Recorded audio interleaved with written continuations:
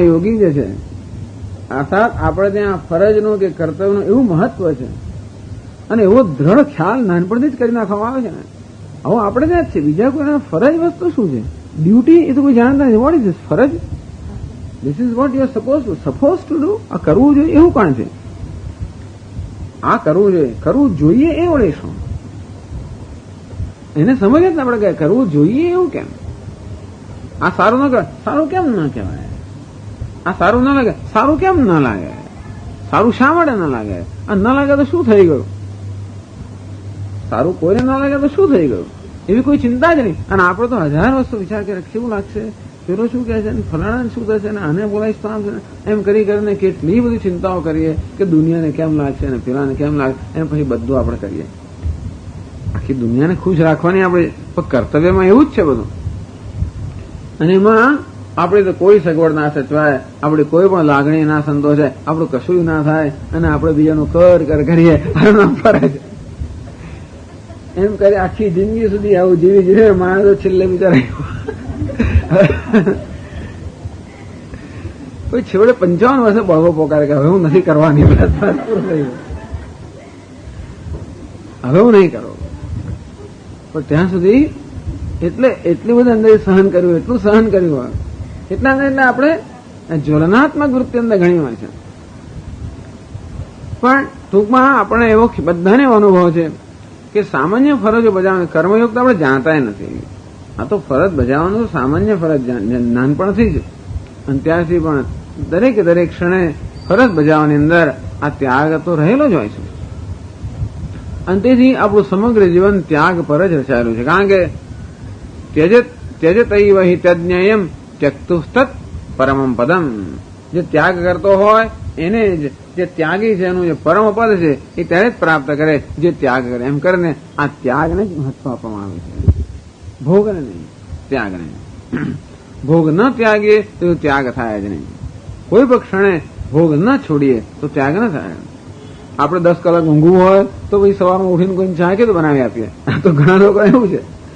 અમેરિકાની અંદર હું જયારે જૂના જમાના પેલા મારો મિત્ર હતો, ઓફિસમાં કામ કરે, સવારમાં ઘરેથી નાસ્તો, એટલું પરણેલો હતો, બાળકો સાથે સવારનો નાસ્તો વાસ્તો કરીને આવે જ ને. અહીંયા અત્યારે નાસ્તો કરવાની જરૂર પડે તો કે મારું ઘર કઈ રેસ્ટોરન્ટ છે? મેં કહ્યું કેમ?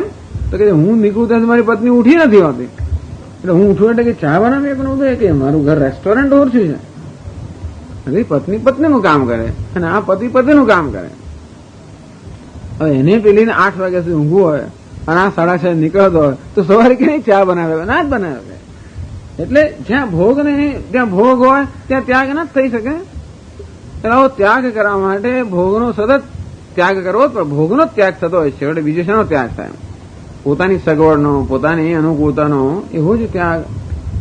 હવે ચાલો એ ત્યાગ પણ ટૂંકમાં એવું ત્યાગનો આ સ્પિરિટ જે છે, ભાવના, એ કર્મયોગમાં સતત વણાયેલી જ છે.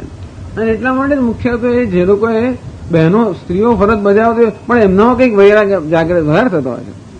આપણે હજી સમાજમાં પુરુષોની ફરજ ઓછી છે. ઓછી ના હોય તો એ લોકો બજાવે છે ઓછી. અને સ્ત્રીઓની ફરજ, કારણ કે એમને ફરજ બજાવવાની, તો એમને તો ફરજ બજાવવાની ફરજ છે. કારણ કે સ્વતંત્રતા હોવાને કારણે ફરજ બજાવવી જ પડે ને. જે સ્વતંત્ર છે એ હંમેશા છટકી જાય એમાંથી. અને જે પરતંત્ર છે એને ફરજ બજાવવી જ પડે. બધી તો જાય ક્યાં. એક વાર તો હમણાં એવું આપણે ત્યાં તો પેલી છોકરીઓ લગ્ન થયા એટલે ખરા એનું કોઈ સ્થાને ઘર તો અહીં તો પાછા હોય જ નહીં. પહેલેથી એવા ભણાઈને મૂક્યા હોય કે તારું એટલે પેલું જ ઘર તારું, હવે આ ઘર તારું નથી, હવે આનો વિચાર નહીં કરવાનો, ખરી ઘરે જ મોકલે. પહેલેથી એવા તો પહેલે ટ્રેન કરવામાં આવે છે, અમુક રીતે વિચાર કરવામાં આવે છે. એટલે પછી બસ જો અહીંયા એનો સ્વીકાર ના થાય કે અહીંયા ન સગવડ હોય કે અનુકૂળ ના હોય તો પણ એને બીજો કોઈ વિકલ્પ છે જ નહીં. અને માટે ગમે તેમ મારી મછલીને પણ અહીં જાણે હવે જીવન ગાળવાનું તો છે, કોઈ જાતનો વિકલ્પ તો હોય જ નહીં. એટલે જવાનું ક્યાંય રહ્યું જ નહીં એને. અંતેથી એને કોઈ પ્રકારનો વિકલ્પ ના હોય. અંતેથી એને તો બધી ફરજ બજાવવાની હોય જ. ફરજ નહીં બજાવવામાં એને કોઈ વિકલ્પ નથી. ત્યારે પુરુષ સ્વતંત્ર છે, આર્થિક દ્રષ્ટિએ સ્વતંત્ર, ઘણી રીતે સ્વતંત્ર હોવાને કારણે એને ફરજ બજાવવાની જરૂરિયાત ઓછી હોય છે. આજે રજા લઈ લીધા, આજે નહીં, કારણ કે એની જવાબદારી જુદા પ્રકારની હોય છે. એની જવાબદારી નથી એવું નથી, જુદા પ્રકારની. એ બીજી જગ્યાએ અથડાતો હોય છે, પરંતુ એની જવાબદારી છતાં આ દ્રષ્ટિએ જોવા જઈએ તો ફરજ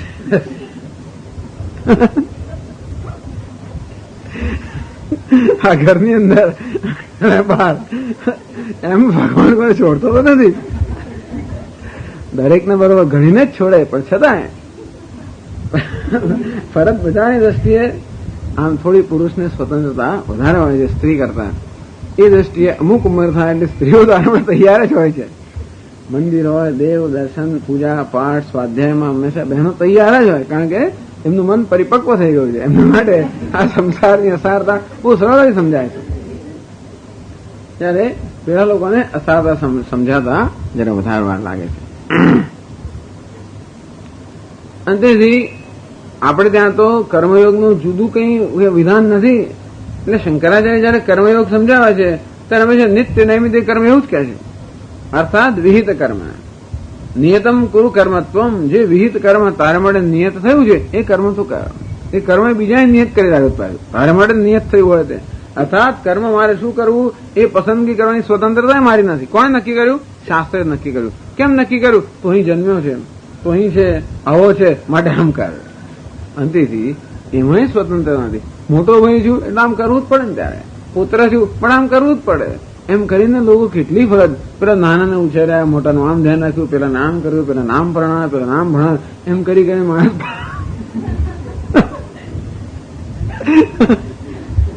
અને આ પ્રસન્ન નથી કરતો વાંધો નહીં, પણ અંદરથી વિરોધ કરે છે. આ બધી ફરજ લોકો ખુશીથી કરતા હોય ને તો બધા લોકો બ્રહ્મજ્ઞાની થઈ જ જાય. એના માટે આ સ્કીમ છે. કોઈ ખુશીથી કરી શકતું નથી. એટલે બધા લોકો અંદરથી બિચારા ખૂબ દુઃખ સાથે જ કરે છે. અંતેથી આખી સ્કીમ જે છે, યોજના, એ લોકોનો વિકાસ કરવાના બદલે લોકોને માટેનું દુઃખનું જ કારણ બની રહે છે. આમ તો અગ્નિથી આપણે બધા શુદ્ધ બનીએ, પણ શુદ્ધ બધા બળી જ જતા હોય છે. અર્થાત આ એક અગ્નિ છે, લોકો બધા બળેલા જ બહાર આવતા હોય છે, પુરુષો અને સ્ત્રીઓ. કોઈ લોકો પણ એટલે આ ફરજ પણ જો, પણ પ્રસન્નતાથી ક્યાંથી? કારણ કે માણસે પોતાની જરૂરિયાતો હોય, પોતાની ક્યાં સુધી કરવાનું, કેટલું કરવાનું સ્વામી, ક્યાં સુધી કરવાનું, કેટલું સહન કરવાનું, એમ કરીને બધાની દરેકની સહન શક્તિનો પણ અંત આવી જ જતો હોય છે.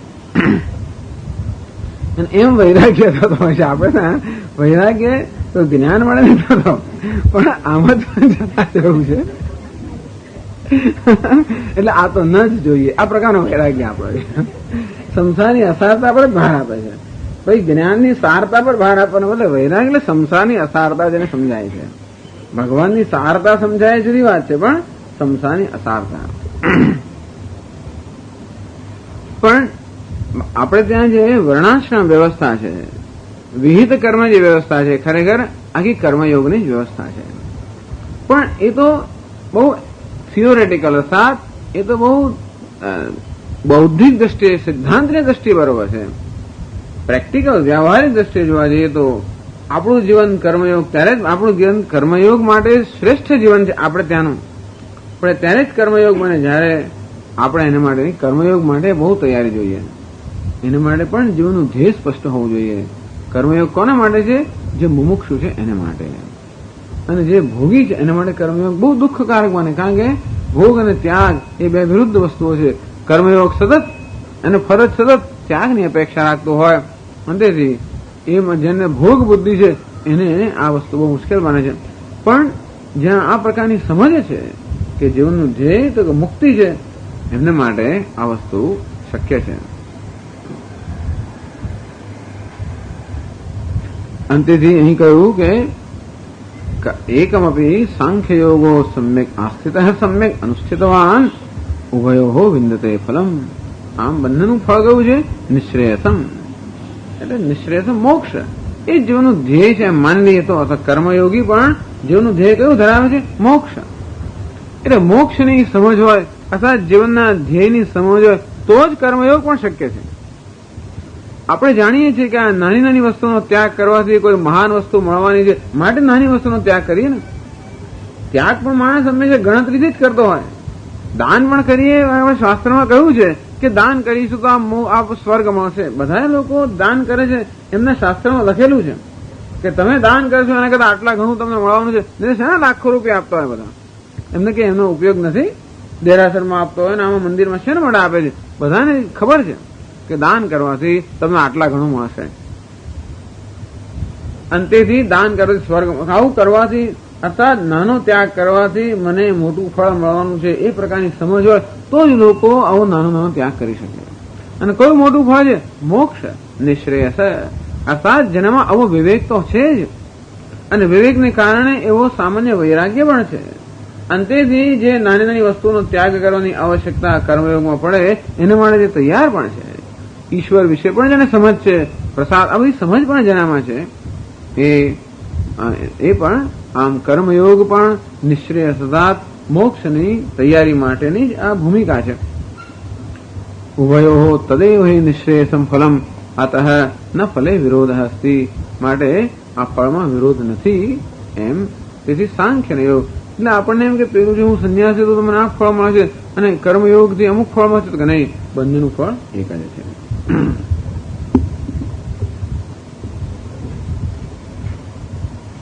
ઓમ પૂર્ણમદ પૂર્ણમિદમ પૂર્ણાત પૂર્ણમુદચ્યતે પૂર્ણસ્ય પૂર્ણમાદાય પૂર્ણમેવાવશિષ્યતે. ઓમ શાંતિ શાંતિ શાંતિ.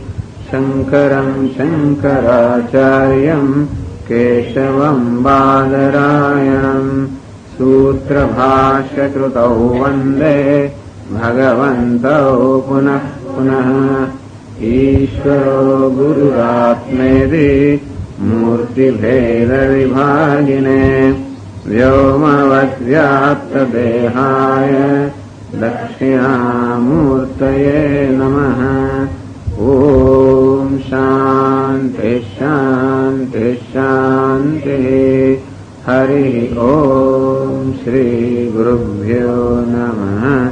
હરિ ઓમ. ઓમ નારાયણ પરો વ્યક્તાત.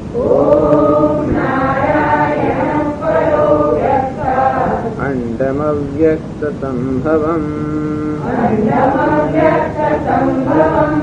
અંડસ્યાन्तस्त्रिमे लोकाः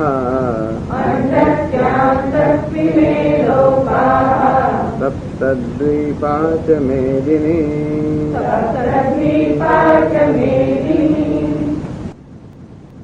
अर्जुन उवाच संन्यासं कर्मणां कृष्ण पुनर्योगं च शंससि. यच्छ्रेय एतयोरेकम् तन्मे ब्रूहि सुनिश्चितम्. श्रीभगवानुवाच संन्यासः कर्मयोगश्च निःश्रेयसकरावुभौ. तयोस्तु कर्म संन्यासात् कर्मयोगो विशिष्यते. सांख्ययोगौ पृथक् बालाः प्रवदन्ति न पण्डिताः. एकमप्यास्थितः सम्यक् उभयोर्विन्दते फलम्.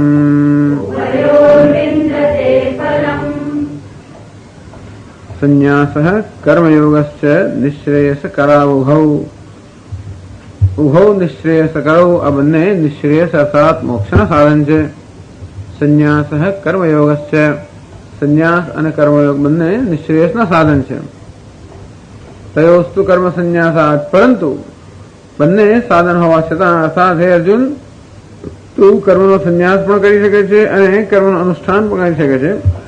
અર્થાત બંને વિકલ્પો તારે માટે છે, ઉપલબ્ધ છે. છતાં પણ તયોસ્તુ કર્મ સંન્યાસાત કર્મયોગ વિશિષ્યતે. છતાં પણ કર્મ સંન્યાસ કરતા કર્મયોગ વધારે સારો છે. શા માટે વધારે સારો છે? જ્ઞેયસ્ય નિત્ય સંન્યાસી યો ન દ્વેષ્ટને કાંક્ષતી. કારણ કે કર્મયોગ પણ એક પ્રકારનો સંન્યાસ જ છે. ભલે એમ જોવા જઈએ તો કર્મયોગ અને કર્મ સંન્યાસ એકબીજા કરતા વિલક્ષણ કે ભિન્ન દેખાય છે. કર્મયોગ અર્થાત કર્મનું અનુષ્ઠાન કરવું તે, અને કર્મ સંન્યાસ અર્થાત કર્મનો ત્યાગ કરવો. અને એમ કહેવાય કે કર્મયોગ અને કર્મ સંન્યાસ એકબીજા કરતા વિરુદ્ધ છે. એકમાં કર્મ કરવાનું છે અને બીજામાં કર્મનો ત્યાગ છે. આમ બાહ્ય દ્રષ્ટિથી વિરુદ્ધ હોવા છતાં પણ આ બંનેમાં એક વસ્તુ, એક પ્રકારનું સામ્ય પણ છે. અને કયું સામ્ય? કે કર્મયોગ પણ એક પ્રકારનો સંન્યાસ છે. કયા પ્રકારનો સંન્યાસ છે? જ્ઞેયસ્ય નિત્ય સંન્યાસી યો ન દ્વેષ્ટિ ન કાંક્ષતી. જેનામાં દ્વેષ પણ નથી અને આકાંક્ષા પણ નથી, એ પણ સંન્યાસી છે એમ જાણવું. એવું કેમ ભગવાન કહે છે? કારણ કે કર્મયોગ દ્વારા આ પ્રકારની સ્થિતિ પ્રાપ્ત થઈ શકે. કર્મયોગ દ્વારા મનુષ્ય દ્વેષ અને રાગમાંથી મુક્ત થાય. ન દ્વેષ્ટિ ન કાંક્ષતી. જેમાં દ્વેષ અને આકાંક્ષામાંથી જે મુક્ત થયો. ગયા વખતે ચર્ચા કરી, દ્વેષ હંમેશા સ્વાભાવિક આપણને હોય દુઃખ માટે, અને રાગ આપણો સ્વાભાવિક હોય સુખ માટે. દુઃખ માટે દ્વેષ હોવાને કારણે જે દુઃખનું સાધન છે, અર્થાત જેને કારણે દુઃખ જન્મે છે, એના માટે પણ દ્વેષ હોવાનો. અને સુખ માટે સ્વાભાવિક આસક્તિ હોવાને કારણે જેમાંથી સુખ જન્મે એ વસ્તુ માટે પણ આપણને આસક્તિ કે રાગ હોવાનો. અંતેથી પેલા સુખ અને દુઃખ માટે જે રાગ અને દ્વેષ સ્વાભાવિક લઈને આપણે જન્મ્યા છે, એને કારણે જગતમાં બધા પ્રત્યે આપણે રાગ દ્વેષ જન્મે છે. કારણ કે આપણી દ્રષ્ટિએ અમુક લોકો કે અમુક વસ્તુઓ કે અમુક સંજોગો સુખનું સાધન છે, અને અમુક લોકો, અમુક વ્યક્તિઓ, અમુક સંજોગો કે અમુક વસ્તુઓ દુઃખનું કારણ છે, એવું આપણું મન માને છે, અથવા એવું આપણને લાગે છે. અને તેથી જે આપણા સુખનું સાધન છે એને માટે રાગ, અને જે દુઃખનું સાધન જણાય છે એના માટે દ્વેષ સ્વાભાવિક છે. આવો સ્વભાવ છે. કર્મયોગથી આ સ્વભાવથી ઉપર ઉઠવાનું. તો આ સ્વભાવથી ઉપર ઉઠવા માટેનું કયું શ્રેષ્ઠ સાધન છે? ભગવાન કહે છે કર્મયોગ શ્રેષ્ઠ સાધન છે. આમ તો સંન્યાસ પણ સાધન છે. સંન્યાસ અર્થાત વિચાર. આમ વિચાર, શાસ્ત્રનું અધ્યયન, વિચાર એ પણ આ રાગ દ્વેષથી મુક્ત થવાનું સાધન છે, નથી એવું નહીં. પરંતુ વધારે સારું સાધન છે કર્મનું અનુષ્ઠાન કરવું. યોગ, કર્મ અનુષ્ઠાન કરતા પણ જે યોગ બુદ્ધિ છે. કઈ યોગ બુદ્ધિ? આગળ સમજાવે છે શંકરાચાર્યજી. યોગ બુદ્ધિ કે ઈશ્વરને અર્પણ કરવાની ભાવનાથી કર્મ કરવું, કે ઈશ્વરે એનું પરિણામ આપ્યું છે એમ પ્રસાદપૂર્વક એના પરિણામને ગ્રહણ કરવું. આ પ્રકારની જે ભાવના છે એ ખરેખર આપણને રાગ અને દ્વેષમાંથી મુક્ત કરવા માટેનું વધારે સારું સાધન છે. અને એવું હોવાને કારણે ભગવાન કહે છે કે હું આ કર્મયોગને વધારે સારો કહું છું. કર્મયોગ શાસ્ત્ર વિચાર કરતા સારો છે એવું કહેવાનો હેતુ નથી, પણ જ્યાં સુધી રાગ દ્વેષમાંથી મુક્ત થયો નથી આ સાધક, ત્યાં સુધી એને માટે કર્મયોગ વિચાર કરતા વધારે સારું સાધન છે. છેવટે તો વિચાર માણસે કરવો જ પડે. છેવટે તો વિચાર એ જ જ્ઞાનનું સાધન છે. આજે નહીં તો આવતીકાલે શાસ્ત્રનો વિચાર એટલે કે શ્રવણ વગેરે તો સાધન છે જ, એને તો આપણે ટાળી ન જ શકીએ. અને છતાં પણ પૂરી તૈયારી વગર પહેલા આપણે એ જ લઈ લઈએ, અર્થાત જે પ્રકારની તૈયારી જોઈએ એવી પરિપક્વતા ન મેળવી હોય અને સીધું જ આપણે માત્ર શાસ્ત્રના શ્રવણમાં જ લાગી જઈએ, બીજા બધાનો ત્યાગ કરીને, તો ભગવાન કહે છે આગળ એ કદાચ બહુ જ મુશ્કેલ પરિસ્થિતિ બની જાય. એવું હોવાને કારણે, કારણ કે કર્મયોગમાંથી વૈરાગ્ય ઉત્પન્ન કરવાની શ્રેષ્ઠ ક્ષમતા કર્મયોગમાં છે. અને તેથી વૈરાગ્યનું, અંતઃકરણ શુદ્ધિનું, રાગ દ્વેષોની મુક્તિનું કારણ, શ્રેષ્ઠ કારણ હોવાને કારણે ભગવાન કર્મ સંન્યાસ કરતા કર્મયોગ, કર્મ સંન્યાસ અર્થાત વિચાર માર્ગ કરતા પણ આ કર્મયોગને વધારે સારો ગણે છે. અને એટલે જ કહ્યું સાંખ્ય યોગો પસક બાલાહ પ્રવદંતી ન પંડિતા. જે લોકો પંડિત છે, અર્થાત જે લોકો શાસ્ત્રની જે દ્રષ્ટિ ધરાવે છે, શાસ્ત્રનો મર્મ જે લોકો જાણે છે, એ લોકો જાણે છે કે ખરેખર ભલે આ કર્મયોગ અને કર્મ સંન્યાસ એ બે બહારથી એકબીજા કરતા વિરુદ્ધ જણાતા હોવા છતાં પણ ખરેખર અંદરથી એક જ છે. અને તેથી એ લોકો એવું જે જાણે છે, મર્મ જાણે છે. કર્મયોગનો મર્મ એ લોકો જાણે છે કે કર્મયોગનો મર્મ એ કર્મ અનુષ્ઠાન નથી, પણ ખરેખર સંન્યાસ એ એનો મર્મ છે. અર્થાત યોગની ભાવનાથી કર્મ કરતી વખતે પણ સતત ત્યાગની આવશ્યકતા હોય છે. કર્મફળનો ત્યાગ વારંવાર એની આવશ્યકતા હોય. રાગ દ્વેષનો ત્યાગ એવું ન કરીએ ત્યાં સુધી યોગ બુદ્ધિથી કર્મનું અનુષ્ઠાન શક્ય નહીં. કર્મનું અનુષ્ઠાન કર્મ તો કરી શકાય, પરંતુ યોગ બુદ્ધિથી કર્મ કરવું હોય તો સતત ત્યાગની આવશ્યકતા હોય છે. એક સૂક્ષ્મ પ્રકારનો ત્યાગ, રાગ અને દ્વેષનો ત્યાગ, એ પ્રકારના પ્રત્યાઘાતનો રિએક્શનનો ત્યાગ, એ ત્યાગની તો આવશ્યકતા રહે છે. નહીતર કેવી રીતે આપણે જે કંઈ આપણે ફળ પ્રાપ્ત થાય, જે કંઈ સંજોગો પ્રાપ્ત થાય, એમાં આપણે મનની સ્વસ્થતા કેમ જાળવી શકીએ? ત્યારે જ જાળવી શકીએ જ્યારે આપણે એ પ્રકારની ભાવના ધરાવતા હોઈએ કે જે કંઈ સર્જ્યું છે એ ભગવાને સર્જ્યું છે, અને માટે એમાં એને માટે કોઈ વિરોધ નથી, અવિરોધ.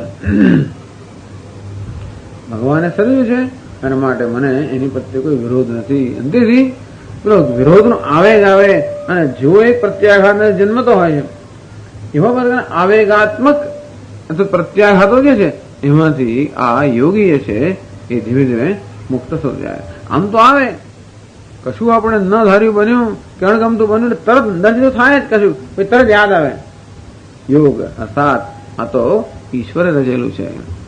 તેથી આ કર્મનું પરિણામ આપનાર કોઈ દુનિયા નથી. ભલે દુનિયાના માણસો દ્વારા કર્મનું ફળ મળતું હોય, ન્યાય થતો હોય, પણ છેવટ તો એનું ફળ આપનાર પેલો ઈશ્વર જ છે. અંતેથી ઈશ્વર તો અન્યાય ના કરે, ઈશ્વર તો ન્યાય કરે એમ માનીને આપણે ઈશ્વરનું આપેલું છે. અંતેથી કોઈ પ્રસન્નતાથી, માત્ર વિરોધ જ નહીં પણ ઈશ્વર પાસે આવ્યું છે માટે એનો કંઈક હેતુ હોવો જોઈએ અને આપણે એને એ રીતે સ્વીકાર કરીએ. એવો સ્વીકાર ન થાય તો વળી પાછું જ્વલનાત્મક વૃત્તિ જ જન્મે અંદર. આ માત્ર બહારથી વસ્તુ સ્વીકારી લઈએ એટલું પૂરતું નથી, આંતરિક સ્વીકાર હોવો જોઈએ.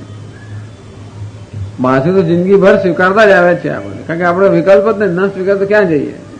એવું હોવાને કારણે હિન્દુસ્તાનમાં તો બધા લોકો સ્વીકારતા જ બધું આવે છે. સ્ત્રીઓ સ્વીકારતી આવે છે ને પુરુષો સ્વીકારતા આવે છે ને, કારણ કે કોઈને વિકલ્પ નથી. એકવાર લગ્ન પેલી અગ્નિની સાક્ષી થયા અને આ બધું થયું એટલે ખલાસ, પછી તો એમાં ચસ કે મત થાય જ નહીં. અગ્નિની સાક્ષી થયું ને પહેલેથી એવા સંસ્કાર પડવામાં આવે છે અને બહુ સારા સંસ્કાર છે કે આમાં તો બીજો વિચાર થઈ જ ના શકે. એવું હોવાને કારણે કોઈને કશો વિકલ્પ રહેતા, નાનો ભાઈ છે, આ મોટો ભાઈ છે, આ પિતા છે, આ માતા છે, આ પુત્ર છે, આવું થયું એટલે આપોઆપ ફરજ નિશ્ચિત થઈ જ ગઈ તમારી. તમારો ધર્મ નિશ્ચિત તમારો થઈ જ ગયો. એ હોવાને કારણે એ ધર્મનું પાલન કરવું આપણા સંસ્કારમાં જ છે અને માટે વિકલ્પ નથી. માટે આપણે જે છે ચલાવી લઈએ છીએ, સહન કરી લઈએ છીએ, બધું કરીએ છીએ, એમ કરીએ એનું નામ યોગ નથી. પરંતુ યોગ એટલે આ જે છે એ બધું ઈશ્વરની રચના છે. સતત યોગની અંદર મજા, ભગવાનની ભક્તિ, ઈશ્વરમાં શ્રદ્ધા, ઈશ્વરમાં ભક્તિભાવ એ જો હોય તો જ આપણે આ વસ્તુઓ, જે અણગમતી વસ્તુઓ, અન્યાય જે થતો હોય, આ બધી વસ્તુઓને સ્વીકારવી કોઈ સરળ તો નથી. ત્યારે જ એ વસ્તુ શક્ય બને જયારે આપણામાં કોઈક બીજી વસ્તુ હોય અંદર. આ વસ્તુની અગત્યતા ન હોય, જીવનમાં કોઈ મોટી વસ્તુની અગત્યતા હોય તો નાની વસ્તુ ગમે તે હોય ચાલે. અર્થાત કોઈ વાનગી બનાવી હોય તો આમ સરસ મોટી વાનગી બનાવી હોય તો જરા અથાણું ચટણી બરાબર બનાવે તો ચાલે, કઈ વાંધો નહીં. ચટણીમાં તો ખાંડ ગળી બનાવી, અથાણું તો ફલાણું એમ કરીને ના ભાવતો તો ચાલે, કારણ કે મૂળ વસ્તુ સારી છે. તો જીવનમાં આવી નાની વસ્તુ ક્યારે સ્વીકારી શકીએ આપણે વિરોધ વગર? જયારે જીવનમાં કોઈ ઉચ્ચ ધ્યેય હોય ત્યારે એ ન હોય એટલે તો દરેક નાનામાં નાની વસ્તુ આપણને અગવડરૂપ લાગે કે અવરોધરૂપ લાગે છે ને. નાનામાં નાની અણગમતી વસ્તુઓ હોય તો કેમ આપણને આટલો રિએક્શન ઉત્પન્ન કરે છે? કારણ કે બસ એ જ આપણું જીવનનું ધ્યેય છે. પણ જીવનમાં કોઈ ઉત્કૃષ્ટ ધ્યેય હોય, કોઈ ઊંચા ધ્યેયને આપણે વેરેલા હોઈએ તો પછી આ બધી નાની નાની વસ્તુઓ સારી ગમે તેવી હોય તો પણ આપણે વાંધો ના આવે. તો આ મુમુક્ષ કર્મયોગી કેવું છે? મુમુક્ષુ છે. એ દરેક વખતે પ્રશ્ન પૂછે મારે શું જોઈએ છે, મારા જીવનનું ધ્યેય શું છે? તો કે મોક્ષ. જો એવું જીવનનું ધ્યેય ન હોય તો યોગ શક્ય નથી. આપણું જીવનનું ધ્યેય અર્થ અને કામ હોય, આપણે પણ ધન સંપત્તિ સુખ વગર એવું જ પ્રાપ્ત કરવું હોય અને તો પછી આપણે યોગની ભાવના ન જાળવી શકીએ. પછી તો જ્યાં આપણને અન્યાય થતો હોય ત્યાં આપણો વિરોધ થવાનો. જો કે અન્યાયનો વિરોધ ન કરવો વગેરે એવું એમાં હેતુ નથી કહેવાનો. આ તો આધ્યાત્મિક પ્રકરણ હોવાને કારણે હું કહેવામાં આવે છે. એટલે એવો કહેવાનો હેતુ નથી કે આપણે જીવનમાં ચલાવી જ લેવું અને કશાનો વિરોધ ના જ કરવો અને અન્યાય સહન કરવો, એવો કહેવાનો આમાં હેતુ નથી. પરંતુ એકવાર આપણા જીવનમાં આવું ધ્યેય નક્કી થયું પછી આપણે જોઈએ છીએ કે આ બધી વસ્તુ એટલી અસર નથી કરતી આપણને. બગડીને શું બગડી જવાનું છે, લઈને શું રહી જવાનું છે, થઈને શું થઈ જવાનું છે, એવો આપણે વિચાર કરીએ ત્યારે જે અમારો જન્મસિદ્ધ હક છે એમાં તો કોઈનો વંચિત ના જ રાખી શકે. પછી થોડું માન અપમાન આ બધું થયું સમજાવે તો શું, એનાથી મારું જે ધ્યેય છે એમાંથી ચલાયમાન એમની અંદર વિરોધ થતો તો જાણે જુદી વસ્તુ છે. પછી જયારે જુદા પ્રકારના વિઘ્ન સામે આપણો વિરોધ થાય, હા પછી કોઈ ક્લાસમાં ના જવા દે ત્યારે પછી જુદી વસ્તુ થાય. પરંતુ બીજી બધી નાની મોટી વસ્તુ કોઈ આમ કહી ગયું તેમ કહી ગયું કશું વાંધો નહીં. કારણ કે હું કોણ છું તો કે હું તો વિમુક્ષુ છું અને તેથી મારા માટે આ બધી વસ્તુ એટલે અગત્ય. અર્થાત જેમ જેમ આપણું ધ્યેય જીવનની દ્રષ્ટિ કે જીવનનું ધ્યેય જેટલું ઉત્કૃષ્ટ થતું જાય તેટલું આ બધી નાની વસ્તુઓથી આપણે એની અસરમાંથી ધીમે ધીમે મુક્ત થતા જઈએ. આમ બે વસ્તુ છે, એક તો સતત ઈશ્વરનું ચિંતન અને બીજું આપણા ધ્યેયનું ચિંતન. આ બે વસ્તુ જયારે આપણી દ્રષ્ટિમાં હોય ત્યારે એટલે જ ભગવાન કહે છે તત્વજ્ઞાનાર્થ દર્શનમ. તત્વજ્ઞાનથી જે અર્થ અર્થાત જે પ્રયોજન સિદ્ધ કરવાનું છે સતત એને આપણે ધ્યાનમાં લઈએ તો પછી અમાનિત્વમ અદંભિત્વમ એ બધા જે મૂલ્યો છે એના માટેનું મૂલ્ય આપણામાં જન્મે નહીં તો ના જન્મે. શા માટે અમાનિત્વમ અદંભિત્વમ? આ તત્વજ્ઞાન શેના માટેના સાધન છે? તત્વજ્ઞાનના સાધન. આ કોઈ અર્થકામના સાધનો નથી. એમ કરવાથી આપણે વધારે કે માન કે ધન સંપત્તિમાં એવું તો છે જ નહીં. એનું કિંમત હોય ત્યાં સુધી પછી માનિત્વની કિંમત ન થાય, કારણ કે એ તો એના વિરોધી જ છે. એક બાજુ આપણે સગવડો મેળવવી હોય, બધી આપણે આવી ભૌતિક વસ્તુઓ લૌકિક વસ્તુઓ પ્રાપ્ત કરવી હોય અને બીજી બાજુ પછી જેમ તેમ ચલાવી લેવું એ વસ્તુ બને જ નહીં. તો આપણું ધ્યેય જયારે મોક્ષ એવી જ રીતનું ધ્યેય હોય, વૈરાગ્ય આપણું ધ્યેય હોય, અંતઃકરણ શુદ્ધિ આપણું ધ્યેય હોય, ભક્તિભાવ આપણું ધ્યેય હોય કે આપણા હૃદયમાં કઈ પ્રેમ સહાનુભૂતિ એવું આપણું ધ્યેય હોય તો પછી આજે બીજી ભૌતિક વસ્તુઓ છે કે માન અપમાન સગવડ અગવડ આ બધી વસ્તુઓ આપણે એમાં એ આપણે બહુ અગત્ય ના બને. કે હોય તોય વાંધો નથી અને ન હોય તોય વાંધો નથી. જે હોવાથી આપણા ધ્યેય પર અસર થાય કે ન હોવાથી આપણા ધ્યેય પર અસર થાય એને માટે તો આપણે આપણું હંમેશા મનમાંથી કોઈ પ્રકારનું રિએક્શન જન્મવાનું જ.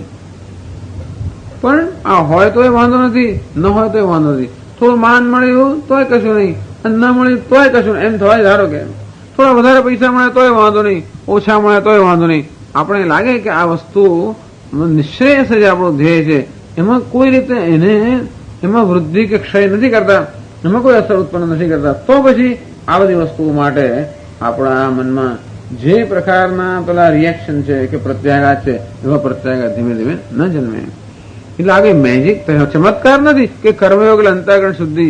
આ તો સતત આપણા મન સાથે સતત કામ લેવું પડે. કોઈ જાતની અંતઃકરણ શુદ્ધિ મફત કે એમને થતી જ નથી, પ્રયત્ન વગર ના થાય. અશુદ્ધિ અજ્ઞાનમાંથી ને અવિવેકમાંથી જન્મી હોવાને કારણે શુદ્ધિ વિવેકમાંથી જ જન્મે. અશુદ્ધિ કોને કહેવાય? રાગ દ્વેષ વગેરે એ શેમાંથી જન્મ્યા? અવિવેકમાંથી જન્મેલી છે. અને શેનાથી જાય? માત્ર વિવેકથી જ જાય. તો કેમ કર્મયોગ કયા કરો તમે? કારણ કે કર્મ કરીએ એટલે આખો વારંવાર આ પ્રકારની પરિસ્થિતિનો સામનો કરવો પડે અને વારંવાર દરેક પરિસ્થિતિ વિશે વિચાર કરવાની આવશ્યકતા પડે. અને તેથી જે કે આપણે આ ગીતામાંથી સમજ્યા છે એ પ્રત્યેક પરિસ્થિતિમાં આપણે જેનો અમલ કરીએ એટલે વિચાર કર્મયોગમાં પણ વિચાર થતો જ હોય છે. પણ એમાં થોડીક આપણને થોડી સ્વતંત્રતા હોય છે કે વિચાર ન કરો અને બીજું કંઈ કરો તો ચાલે. પેલામાં તો પછી બીજી સ્વતંત્રતા જ નથી. એકવાર કર્મ છોડી દીધું અને કર્મયોગ હોય એટલે કહ્યું તે પ્રમાણે જાત જાતની પરિસ્થિતિ આપણે ઈચ્છીએ કે ન ઈચ્છીએ ઉત્પન્ન થયા જ કરે. વ્યવહાર કરતા હોય એટલે ક્યાં ભિન્ન ભિન્ન પરિસ્થિતિ ઉત્પન્ન થાય જ. અને થાય એટલે અંદર જે જે પ્રકારની મથામણ થતી હોય કે મંથન અંદર થયા જ કરવાનું. એટલે આમ નહીતર આપણે બહુ જ કમ્ફર્ટેબલ અથવા એકદમ આપણી જેને કહેવાય અનુકૂળ પરિસ્થિતિમાં જયારે હોઈએ ત્યારે ઘણી બધા આપણે વ્યક્તિત્વના પાસા કોઈ દિવસ બહાર આવતા નથી. કોઈ દાડો માથું દુખ્યું જ ના હોય, કોઈ દાડો તાવ જ ના આવ્યો હોય ત્યારે ખબર કેમ પડે કે માણસને દુઃખ થાય તો કેવું થાય છે? એ તો જયારે દુઃખે ત્યારે ખબર પડે કે મારામાં સહનશક્તિ છે કે નહીં. મને કશું થતું નથી, કોઈ દાડો થયું હોય તો ને પણ એટલે કોઈક દિવસ કંઈક થયું, દુઃખ પડ્યું હોય શારીરિક કે માનસિક એવા પ્રકારનું, અને પછી આપણા ત્યારે આપણી સહનશક્તિની કસોટી થાય. એવું ના થયું તો સહનશક્તિની કસોટી થાય જ નહીં. તો આપણે એમ લાગે કે હું તો બધું સહન કરી શકું એમ છું. પણ એવું જયારે કરવાનું આવે અને તે વખતે આપણામાંથી કેવા પ્રકારના ભાવ જન્મે છે એ ત્યારે નક્કી રહે. અને તે વખતે આપણા મન સાથે આપણા મનને સમજવાની, એની રીતે કામ લેવાની આવશ્યકતા પડે. આ વેદાંતનો માર્ગ એટલે સતત આ પ્રકારનો જ માર્ગ. કોઈ પ્રકારમાં ચમત્કાર છે જ નહીં. સતત જેટલી મહેનત, સતત આની અંદર સાવધાની પૂર્વકનો આનું નામ તમે યોગ કહો. યોગ એટલે ચિત્ત વૃત્તિ નિરોધ. જે પ્રકારની નિષેધાત્મક વૃત્તિઓ છે એનો નિરોધ. યોગ શાસ્ત્રમાં કઈ વૃત્તિઓ વિધેયાત્મક છે, કઈ સારી છે અને કઈ ખરાબ છે એવું કહેતા હોય છે. આ રાગ દ્વેષ વગેરેને પતંજલિ મહર્ષિ નિષેધાત્મક વૃત્તિઓ કહે છે. એનો નિરોધ અર્થાત એને ધીમે ધીમે ધીમે દૂર કરવી, બંધ કરવી, એમાંથી મુક્ત થવું, એનો યોગ. આમ કર્મ યોગ કેમ કે છે? કર્મ કરતા કરતા સતત આ બધી વૃત્તિઓથી આપણે પરિચિત બનીએ, સતત એની સાથે આપણે કામ લઈએ અને સતત ધીમે ધીમે એમાંથી મુક્ત થઈએ. એટલા માટે આ કર્મને યોગ કહેવામાં આવે છે. જરૂર કર્મયોગનો બીજો મુખ્ય અર્થ એ થાય કે ઈશ્વરની ઉપાસના. આપણા કર્મ દ્વારા ઈશ્વરને પ્રસન્ન કરવાની. તો એવું કોણ કરી શકે? જેને અર્થ કામ નથી જોઈતા તે જ કરી શકે. આપણું કર્મ આપણે ભગવાનને અર્પણ ક્યારે કરી શકીએ? જયારે એ કર્મમાંથી બીજી કશી અપેક્ષા ન હોય ત્યારે. એનો અર્થ કે એ પણ મુમુક્ષુ જ કરી શકે. જેને અર્થ કામ જોઈતા હોય એના જ કરી શકે. અંતેથી કર્મ કરતી વખતે આ બધા પ્રકારની શક્યતાઓ આપણે માટે છે. અર્થાત પોતાનો આંતરિક વિકાસ સાધવાની પૂરેપૂરી તક અને શક્યતાઓ જ્યારે વ્યવહારમાં એટલે કર્મ કરીએ ત્યારે હોય છે. અને વ્યવહારથી દૂર જતા જઈએ, અમુક પ્રકારની અનુકૂળ પરિસ્થિતિમાં આપણે જઈએ ત્યારે આ શક્યતાઓ નથી હોતી. અને માટે એને ધ્યાનમાં રાખીને ભગવાન કહે છે કે કર્મ સંન્યાસ કરતા કર્મયોગ સારો. એનો અર્થ નહીં કે ક્યારે કર્મ સંન્યાસની આવશ્યકતા જ નથી, એવું નથી. પરંતુ જ્યાં સુધી આ પ્રકારની તૈયારી ન થઈ હોય, પરિપક્વતા ન આવી હોય, ત્યાં સુધી કર્મ સંન્યાસ કરતા કર્મયોગ સારો. અંતેથી એકમપ્યા સ્થિત સમ્યક ઉભયો વિંદતે ફલમ. એકનું પણ જે સારી રીતે અનુષ્ઠાન કરે એને પેલા બંનેનું ફળ મળે છે. કારણ કે બંનેનું ફળ એક જ છે. વિચાર પણ જ્ઞાનનું સાધન છે અને કર્મયોગ પણ અંતઃકરણ શુદ્ધિ દ્વારા વિચાર અને એ દ્વારા જ્ઞાનનું સાધન હોવાને કારણે બંનેનું ફળ કયું છે? જ્ઞાન દ્વારા મોક્ષ. અંતેથી કોઈ પણ એકનું તું યોગ્ય અનુષ્ઠાન કરશે અર્જુન તો છોડ તને એ જ્ઞાનના માર્ગે લઈ જશે અથવા જ્ઞાનરૂપી ફળ જે છે એ ઉત્પન્ન કરાવશે. અતઃ ન ફલે વિરોધ અસ્તિ. અંતેથી આ કર્મયોગ અને વિવિધિશા સંન્યાસ એ બેના ફળમાં કોઈ વિરોધ નથી એમ ભગવાને કહ્યું. હવે 149માં પાના પર ચોથા શ્લોકમાં ચોથો પેરેગ્રાફ નનુ ત્યાંથી એક આપણે ચર્ચા શરૂ થાય છે. નનુ સંન્યાસ કર્મયોગ શબ્દેન પ્રસ્તુત્ય સાંખ્યયોગયોઃ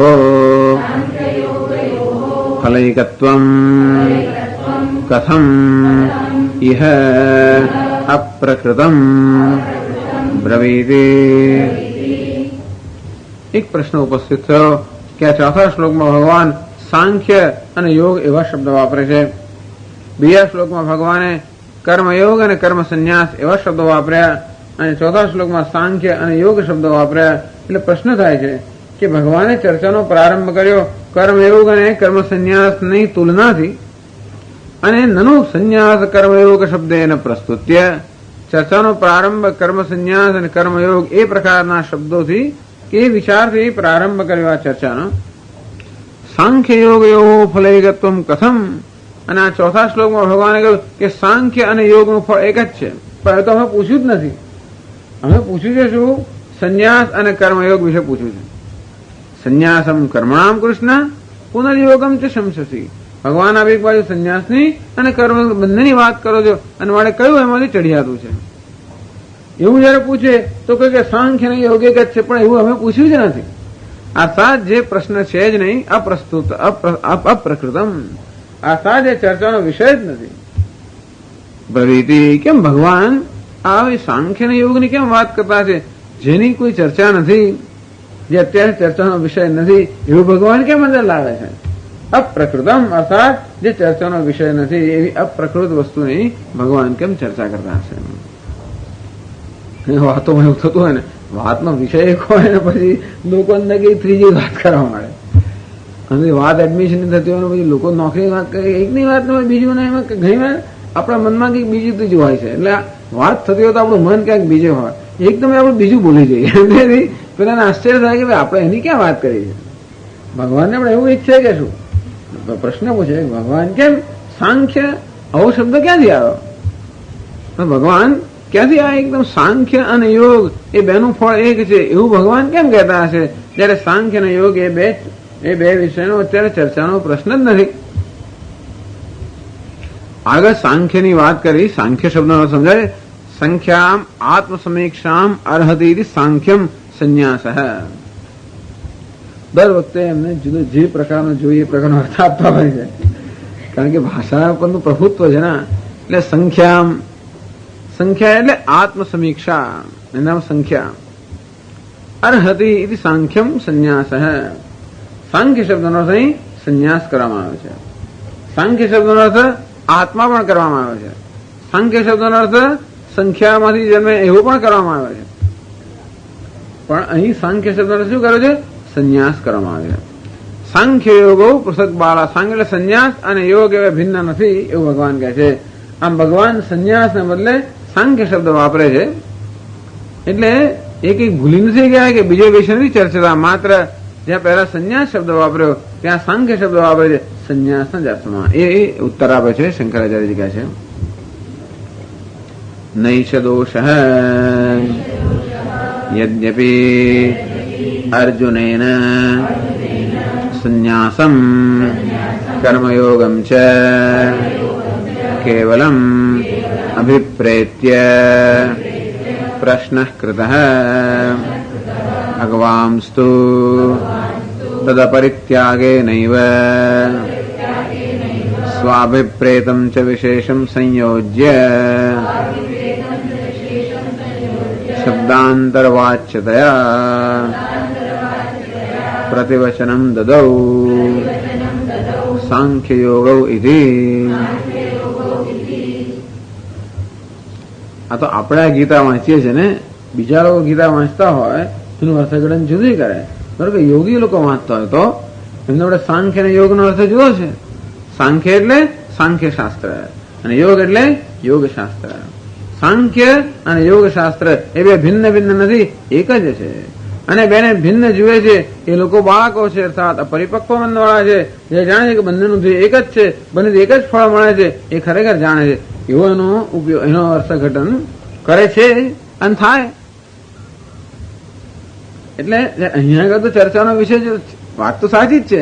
તમે એવું કહો, ભગવાને અર્જુને પ્રશ્ન શું કર્યો? કર્મયોગ અને સંન્યાસનો પ્રશ્ન કર્યો. તો ભગવાન વળી પેલું સાંખ્ય ને પેલો યોગ એવું અંદર લાવે એ પણ કઈ બરોબર તો નથી લાગતું. અને માટે સાંખ્ય અને યોગ શબ્દનો અર્થ કર્મ સંન્યાસ અને કર્મયોગના સંદર્ભમાં જ થવો જોઈએ. સાંખ્ય શાસ્ત્ર અને યોગ શાસ્ત્ર એવો ન થવો જોઈએ. પેલો યોગ એટલે પાતંજલ યોગ અને સાંખ્ય એટલે કપિલ મુનિનું સાંખ્ય એવું અર્થ કરે એ પણ યોગ્ય નથી. કારણ કે એવું ક્યાં એવી ચર્ચા ક્યાંથી ઉત્પન્ન થઈ? અને સાંખ્ય અને યોગ શબ્દનો અર્થ સંન્યાસ અને કર્મયોગના સંદર્ભમાં જ થવો જોઈએ, એ પણ યોગ્ય છે. એટલા માટે આ પ્રશ્ન કરે છે. નૈષ દોષ, આવો કોઈ દોષ નથી. યદ્યપિ અર્જુનેન સંન્યાસમ કર્મયોગમ છે કેવલમ અભિપ્રેત્ય પ્રશ્ન કૃતઃ. અર્જુને જયારે પ્રશ્ન કર્યો કે સંન્યાસ અને કર્મયોગ બેમાંથી કયું વધારે સારું છે, તેમાં અર્જુન કેવળ સંન્યાસ એટલે જ્ઞાન રહિતનો સંન્યાસ, જ્ઞાન વગરનો સંન્યાસ અને કેવલ કર્મયોગ, એ પ્રકારનો પ્રશ્ન કર્યો. ત્યારે અર્જુને એવો પ્રશ્ન કર્યો કે આ કર્મ છોડી દઈને હું આ જ્ઞાનની મોક્ષની સાધના કરું કે કર્મ કરતા કરતા મોક્ષની સાધના કરું. એટલે કર્મ છોડી દઈએ એટલે આપણે જયારે સારી અનુકૂળ પરિસ્થિતિ પ્રાપ્ત થાય એટલે કઈ બીજી માથાકૂટ ના કરવી પડે, બીજી જવાબદારીથી બચી ગયા, તેથી પછી આખો દિવસ આપણે એવું કરી શકીએ. જો મન કરવા તૈયાર હોય તો વાત તો બરોબર છે. ભગવાન કે કરવા કરી તો શકાય, પણ થશે? આ 24 કલાક આપ્યા કોઈકને, તેથી શું થઈ ગયો? 24 કરે છે શું? પછી તો આપણે જાત જાતની અનેક બધી પ્રવૃત્તિ આપણે કરતા હોય તો પછી એ સમયનો ઉપયોગ નથી થતો. અંતેથી એના કરતા કંઈક કરવું સારું. પછી એ સમયને આપણે વેડફીએ, અનર્થ નકામી પ્રવૃત્તિમાં વેડફીએ એના કરતા કોઈ સારી પ્રવૃત્તિ કરવી સારી. એટલે અર્જુને જે પ્રશ્ન કર્યો એ માત્ર કર્મનો ત્યાગ અને કર્મનું અનુષ્ઠાન એના વિષયમાં કરેલો. ભગવાન તું તદ અપરિત્યાગે નહીં. ભગવાને પણ અર્જુનનો જે વિચાર હતો એનો ત્યાગ કર્યા વગર સ્વાભિપ્રેતમ ચ વિશેષમ સંયોજ્ય, ભગવાને અર્જુનના એ કર્મ સંન્યાસમાં જરાક વધારો કરીને એને સાંખ્ય કહ્યું. અને યોગ તો શબ્દ છે જ, વિશેષમ સંયોજ્ય. આમ ભગવાને કર્મ અને સંન્યાસ એ બેની અંદર કંઈક થોડુંક વધારીને સાંખ્ય અને યોગ એવા શબ્દ વાપર્યા. સંન્યાસ અને કર્મ માટે ભગવાન સાંખ્ય અને યોગ શબ્દ વાપરે છે, પણ સંન્યાસમાં કંઈક ઉમેરો એટલે સાંખ્ય બને અને કર્મ કંઈક ઉમેરો એટલે યોગ બને, એમ કરીને ભગવાન કશું ઉમેરીને સાંખ્ય અને યોગ શબ્દ વાપરે છે. વિશેષમ સંયોજ્ય શબ્દાંતર વાચ્યતા પ્રતિવચનમ દદૌ. અંતેથી એ જ વસ્તુને બીજા શબ્દોનો પ્રયોગ કરીને ભગવાને ખરેખર તો એ જ પ્રશ્નનો ઉત્તર બીજા શબ્દોમાં આપ્યો છે. સાંખ્ય યોગ. તેથી ભગવાન કોઈ નવા વિષયની વાત નથી કરતા કે ભગવાન વિષયાંતર નથી થયું. ભગવાન એ જ વિષયની ચર્ચા ચાલુ રાખે છે. તો ભગવાને કઈ વિશેષ વસ્તુ ને એમાં ઉમેરીને આ સાંખ્ય અને યોગ શબ્દ વાપર્યા, આગળ શંકરાચાર્ય સમજાવે છે. તૌ એવ સંન્યાસ કર્મ યોગ જ્ઞાન તદુપાય સમબુદ્ધિત્વાદિ સંયુક્ત સાંખ્ય યોગ શબ્દવાચ્યો इति भगवतो मतम अतः न अप्रकृत प्रक्रिया इति. तौ एव संन्यास कर्म, ए ज कर्म संन्यास અને એ જ કર્મયોગ જ્ઞાન તદુપાય સમત્વ બુદ્ધિત્વાદિ સંયુક્ત.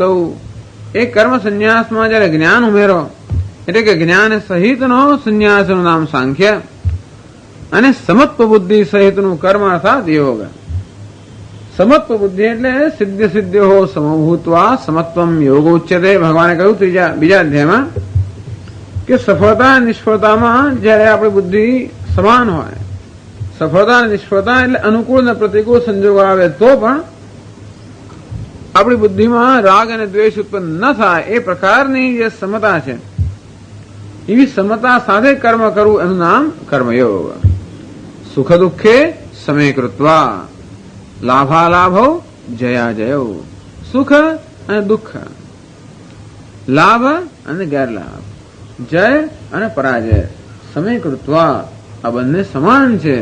પહેલેથી નક્કી કરવાનું કે કર્મ કરું છું પણ આ બંને સમાન છે. દરેક કર્મ કરતા પહેલા આપણે સંકલ્પ કરીએ કે આ કર્મના પરિણામે સુખ જન્મે કે દુઃખ જન્મે, લાભ થાય કે ગેરલાભ થાય, મારો વિજય થાય કે પરાજય થાય, બંને મારા માટે સરખા જ સ્વીકાર્ય છે. એટલા માટે કે કર્મ કરવું એ જ કર્મનું ફળ છે, નહીં કે કર્મથી શું પરિણામ આવે તે. અર્થાત કર્મ કોઈ મને અનુકૂળ પરિણામ આવે માટે કરું છું એવું નથી, પરંતુ આ કર્મ મારે કરવું જોઈએ અને યોગ્ય રીતે થવું જોઈએ. અને આ કર્મ કરવાની તક મને મળી એ જ મારું સદભાગ્ય છે. એમ કરીને કર્મનો આપણે આદર કરીએ. આપણા જીવનમાં સતત આપણે કર્મના ફળનો આદર કરતા આવ્યા છીએ. ભગવાન કહે કર્મ ફળનો આદર કરવાના બદલે કર્મનો આદર થવો જોઈએ. અંતેથી કર્મનો આદર ત્યારે જ થાય જયારે ફળનો આદર ન થાય, ત્યારે ફળનો અનાદર થાય. એટલે ફળ પ્રત્યે ઉદાસીન હોઈએ તો ફળ કેવું હોઈ શકે? સુખ અથવા દુઃખ. લાભ અથવા ગેરલાભ, જય અથવા પરાજય, આથી તો કોઈ બીજું ફળ ના હોઈ શકે.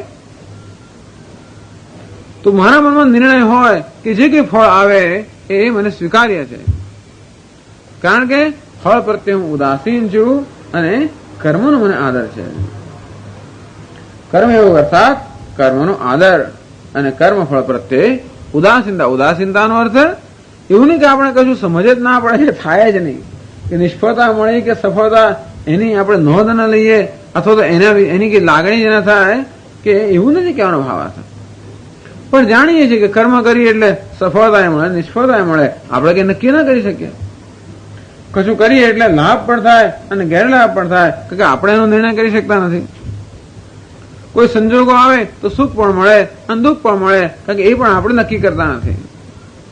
અર્થાત જે વસ્તુ આપણે નક્કી કરતા નથી, જે વસ્તુ ઈશ્વર નક્કી કરે છે, એ નક્કી કરવાનું કાર્ય એને સોંપીને એમાં કોઈ ફરિયાદ કે વાંધા વચકા કાઢ્યા વગર, તો ઈશ્વરમાં વાંધા વચકા આપણે કાઢ્યા જ કરીએ છીએ દરેક ક્ષણે.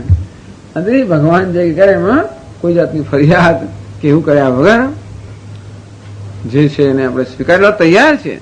એ તૈયારી ક્યારે હોવી જોઈએ? કર્મ કરતા પહેલા જ તૈયારી હોવી જોઈએ. કર્મ કર્યા પછી બહુ મુશ્કેલ પડે છે.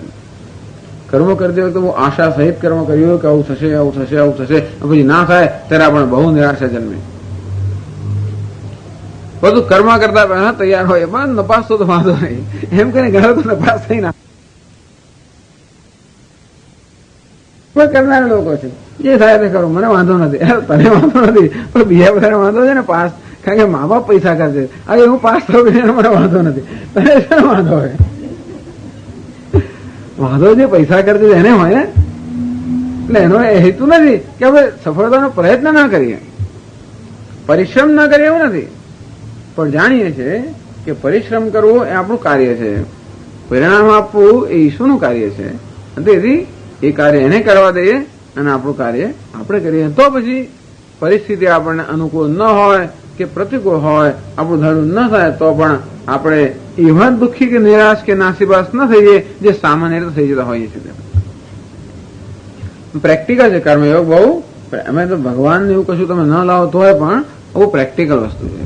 Stress management. સ્ટ્રેસનું કેમ મેનેજમેન્ટ કરો તો કે આ, કારણ કે નરેશ થશે ટેન્શન રહે, શું થશે, શું થશે, શું થશે, અને તો થયા પછી ધાર્યું ના થાય તો ટેન્શન તો શું, પછી તો ત્યાં આગળ ભડાકો થાય, એમાંથી અગ્નિનો ભડકો થાય. એટલે આને કારણે કેટલું સ્ટ્રેસ થતું હોય છે ને આપણને. તો આવા સરળ નિયમો જે છે, અને એમાં કઈ નવું નથી, આ તો હકીકત છે ને દુનિયામાં, કે આપણે કશું આપણે કર્મનું ફળ નક્કી કરી નથી જ શકતા, એ હકીકત જ છે. એ હોય કારણ હકીકતને ધ્યાનમાં રાખીને જીવનનું સંચાલન કરવું એ પોલિસી તરીકે સારું છે. પણ આધ્યાત્મિક સંદર્ભની અંદર એથી પણ આગળ વધીને જયારે કર્મનો આપણે આદર કરતા હોઈએ ત્યારે એ કર્મ પણ ઈશ્વરની આરાધના રૂપે થાય, ત્યારે એ યોગ બની જાય. એટલે ભગવાને અહીંયા શંકરાચાર્ય મહારાજ સમબુદ્ધિત્વાદિ સંયુક્ત યોગ.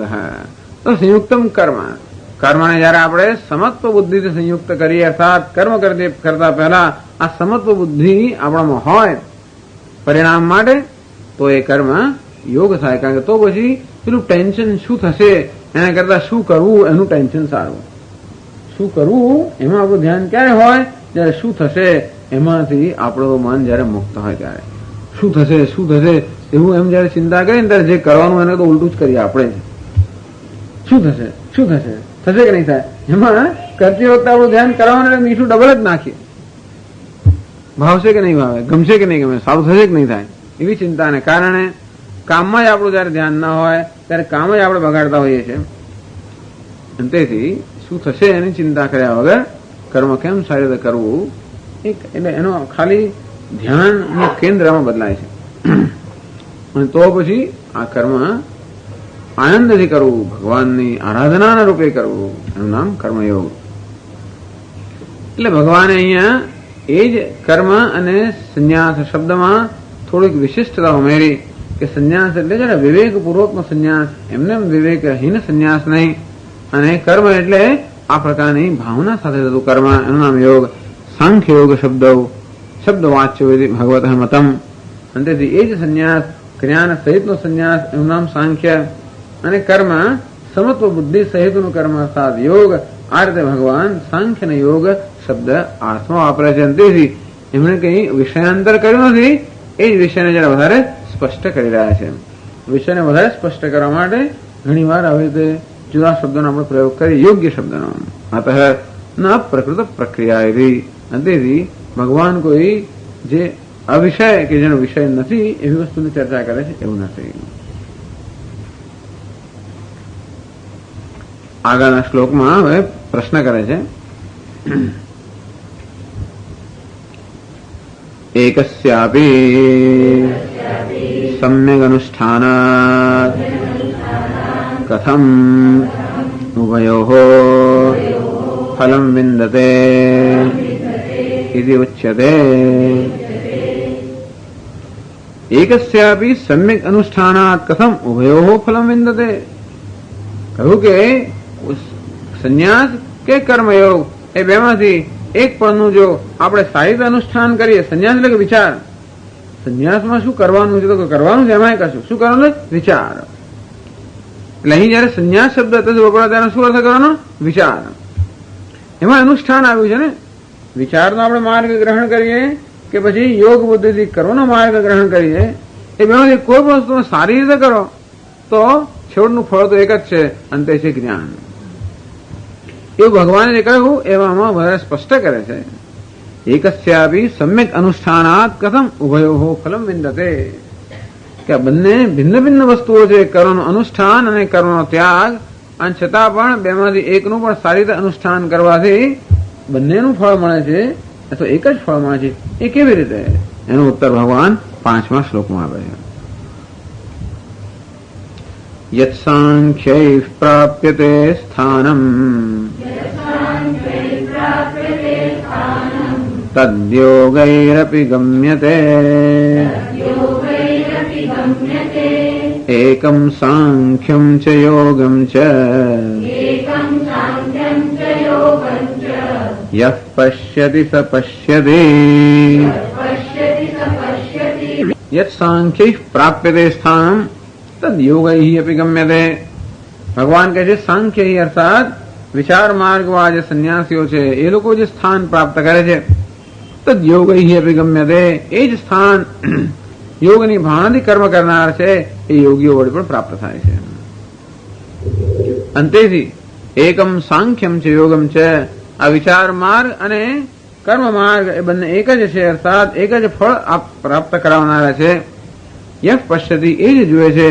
સહ પશ્યતિ અર્થાત માત્ર બહારના પેલા આચરણની દ્રષ્ટિએ ભિન્ન ભિન્ન હોવાને કારણે એને ભિન્ન ગણતા નથી, પરંતુ બંને છેવટે એક જ ફળ પ્રાપ્ત કરાવનાર હોવાને કારણે ફળની એકતાને કારણે જે આ બંનેને એક ગણે છે.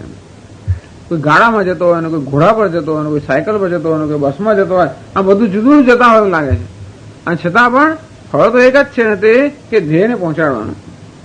અને તે રીતે એમ લાગે કે આ તો જો વિચાર માર્ગનું અનુસરણ કરે છે અને પેલો કર્મનું અનુસરણ કરે છે, અને માટે બંને ભિન્ન ભિન્ન માર્ગનો, તો કે નહીં, ભિન્ન ભિન્ન માર્ગ નથી. એક ગાડામાં જાય છે ને બીજો ઘોડા પર જાય છે, એટલો જ ફેર છે. છેવટે બંનેનું ધ્યેય તો એક જ છે. હવે ઘોડા પર ચડતા ના આવડતું હોય ને પડી જવો તો એને ગાડું સારું, ભલે ધીરું જતું હોય. એટલે ઘણી વાર એમ કે ઘોડો જલ્દી જાય છે, ઘોડા પર જ બેસવું બરાબર છે, પણ એને માટે યોગ્યતા છે. યોગ્યતા પ્રાપ્ત કરી હોય તો બરાબર છે, ન પ્રાપ્ત કરી હોય તો ગાડું સારું. વિચાર માર એટલે ઘોડા પર બેસવું, એના માટે પહેલા તૈયારી જોઈએ. નથી તો પાડીને ક્યાંક ક્યાંય ભાગી જાય. એટલે સંન્યાસસ્તુ મહાબાહો દુઃખ મહાપ્તું. ઘોડા પર ચડવું તો હોય પણ એના માટે તૈયારી ના હોય તો દુઃખ મહાપ્તું બધા લોકો એમ ઘોડા પર ચડવું તો બધાનો હક જ છે એવું નથી. એના માટે બહુ તૈયારી જોઈએ છે. જે તૈયારી નથી હોતી ખબર પડે છે કે કેવી મુશ્કેલી પડે છે. જો તૈયારી નથી કરી, કોઈ વસ્તુ માટે તૈયારી જોઈએ, એ તૈયારી ના હોય તો કોઈમાં મુશ્કેલી પડી શકે. હવે એ જ ભાષામાં સમજાવે છે. યત સાંખ્યૈઃ જ્ઞાનિષ્ઠૈઃ સંન્યાસિભિઃ પ્રાપ્યતે સ્થાનમ મોક્ષાખ્યમ તદ્યોગૈરપી જ્ઞાન પ્રાપ્તિ ઉપાયત્વેન ઈશ્વરે સમર્પ્ય કર્માણિ આત્મનઃ ફલમ અનભિસંધાય અનુતિષ્ઠન્તિ યે તે યોગિનઃ તૈરપી પરમાર્થ જ્ઞાન સંન્યાસ પ્રાપ્તિ દ્વારેણ ગમ્યતે इति अभिप्रायः अतः एकं सांख्यं योगं च यः पश्यति फलैकत्वा स सम्यक् पश्यति इत्यर्थः।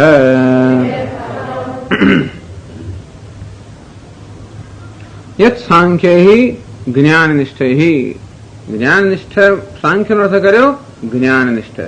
જ્ઞાનનિષ્ઠ એટલે જ્ઞાનમાં નિષ્ઠ નહીં, જ્ઞાન પ્રાપ્તિમાં નિષ્ઠ. જ્ઞાનમાં નિષ્ઠ હોય તો પછી પ્રશ્ન રહ્યો જ નથી, પછી તેને કઈ સ્થાન પ્રાપ્ત કરવાનું નથી. જ્ઞાનનિષ્ઠ અર્થાત તો નિષ્ઠ શબ્દના બે અર્થ થાય છે. બ્રહ્મનિષ્ઠ એમ જયારે કહે ત્યારે તો બ્રહ્મના જ્ઞાનમાં નિષ્ઠ અથવા બ્રહ્મ જ્ઞાન પ્રાપ્ત કરવાની નિષ્ઠા. તે બ્રહ્મપરાહ બ્રહ્મનિષ્ઠાઃ. પરમ બ્રહ્મ અન્વેષ્યમાણાઃ બ્રહ્મપરાઃ બ્રહ્મનિષ્ઠાઃ. તો બ્રહ્મમાં જે તત્પર છે અને બ્રહ્મની પ્રાપ્તિના પ્રયત્નમાં જે નિષ્ઠ છે તે રીતે જ્ઞાન નિષ્ઠ. આ સાંખ્ય એટલે કોણ? જે જ્ઞાન નિષ્ઠ છે, અર્થાત જ્ઞાન પ્રાપ્તિના ઉપાયમાં જે લોકો નિષ્ઠ છે. કયો જ્ઞાન પ્રાપ્તિનો ઉપાય? વિચાર. શાસ્ત્રનો વિચાર એ જ્ઞાન પ્રાપ્તિનો ઉપાય છે. શાસ્ત્રનો વિચાર કઈ રીતે થાય છે? શાસ્ત્રનું શ્રવણ, એનું મનન, નિધિધ્યાસન, આનું નામ વિચાર. આમ શ્રવણ, મનન વગેરેનું જે માર્ગ છે એમાં જે લોકો નિષ્ઠ છે. અને એ કોણ નિષ્ઠ હોય? સંન્યાસી. કારણ કે માત્ર જેને શ્રવણ કે મનન આ વિચારમાં જે લોકો નિષ્ઠ છે એ લોકો બીજું કશું કર્તવ્ય ના જ કરી શકે, નહીં તો વિચારમાં નિષ્ઠતા ના આવે. એટલે કે જે સંન્યાસી અર્થાત જેમણે કર્મનો ત્યાગ કર્યો છે એવા વિવિધિશા સંન્યાસીઓ, જે લોકો આ વિચાર માર્ગમાં પ્રવૃત્ત છે અને તેથી જ્ઞાન પ્રાપ્તિના ઉપાયમાં નિષ્ઠ છે એવા જે છે. યત સ્થાનમ પ્રાપ્યતે, જે સ્થાન પ્રાપ્ત થાય છે. તિષ્ઠતિ અસ્મિન ઇતિ સ્થાનમ. સ્થાન કોને કહેવાય? જેવા મનુષ્ય તિષ્ઠતિ, જેવા મનુષ્ય સ્થિર થઈ જાય. અને કેવી રીતે ન ચ્યવતે પુનઃ, સ્થિર થયા પછી ફરી ક્યાંથી વળી પાછું ત્યાંથી પડે નહીં, એનું પતન ન થાય, એ પ્રકારનું જે સ્થાન, જેમાં મનુષ્ય હંમેશ માટે સ્થિર થઈ જાય એનું નામ સ્થાન. એટલે અહીંયા શંકરાચાર્યજી કહે છે સ્થાન એટલે મોક્ષાખ્યમ સ્થાનમ, જે મોક્ષ નામે પ્રસિદ્ધ છે એવું સ્થાન એટલે કે મોક્ષ. અર્થાત સંન્યાસીઓ કે સાંખ્યો એટલે કે વિચાર માર્ગને વરેલા જે જિજ્ઞાસુઓ છે એ લોકોને જરૂર જ્ઞાન પ્રાપ્ત થાય, કારણ કે વિચાર એ જ્ઞાનનું સાધન છે અને એ જ્ઞાન દ્વારા એ લોકો મોક્ષ પ્રાપ્ત કરે. અને તેથી આ સાંખ્ય કે સંન્યાસીઓ જે સ્થાન પ્રાપ્ત કરશે, જે પદ પ્રાપ્ત કરશે, જે ધ્યેય સિદ્ધ કરશે અર્થાત મોક્ષ, એ યોગીઓને પણ પ્રાપ્ત થાય છે. તો યોગ આપી. હવે યોગ શબ્દનો અર્થ વળી પાછા શંકરાચાર્ય સમજાવે છે. યોગ શબ્દનો અર્થ યોગી એવો અર્થ થાય છે. તદ યોગ તદ યોગી બી આપી ગમ્ય તે એવું કહેવું જોઈએ. પણ યુજ શબ્દમાંથી યોગ શબ્દ બન્યો અને યોગી શબ્દ પણ બન્યો. આમ યોગ શબ્દમાં જે પ્રત્યય લાગ્યો છે અચ પ્રત્યય, એ ખરેખર ઇન પ્રત્યય એટલે કે મત પ્રત્યયના અર્થમાં લાગ્યો છે. એટલે યોગીન શબ્દ છે. યોગ જે કરે છે એનું નામ યોગી. અને અહીંયા યુજ શબ્દને એવો અચ પ્રત્યય લાગ્યો યોગ શબ્દ બન્યો.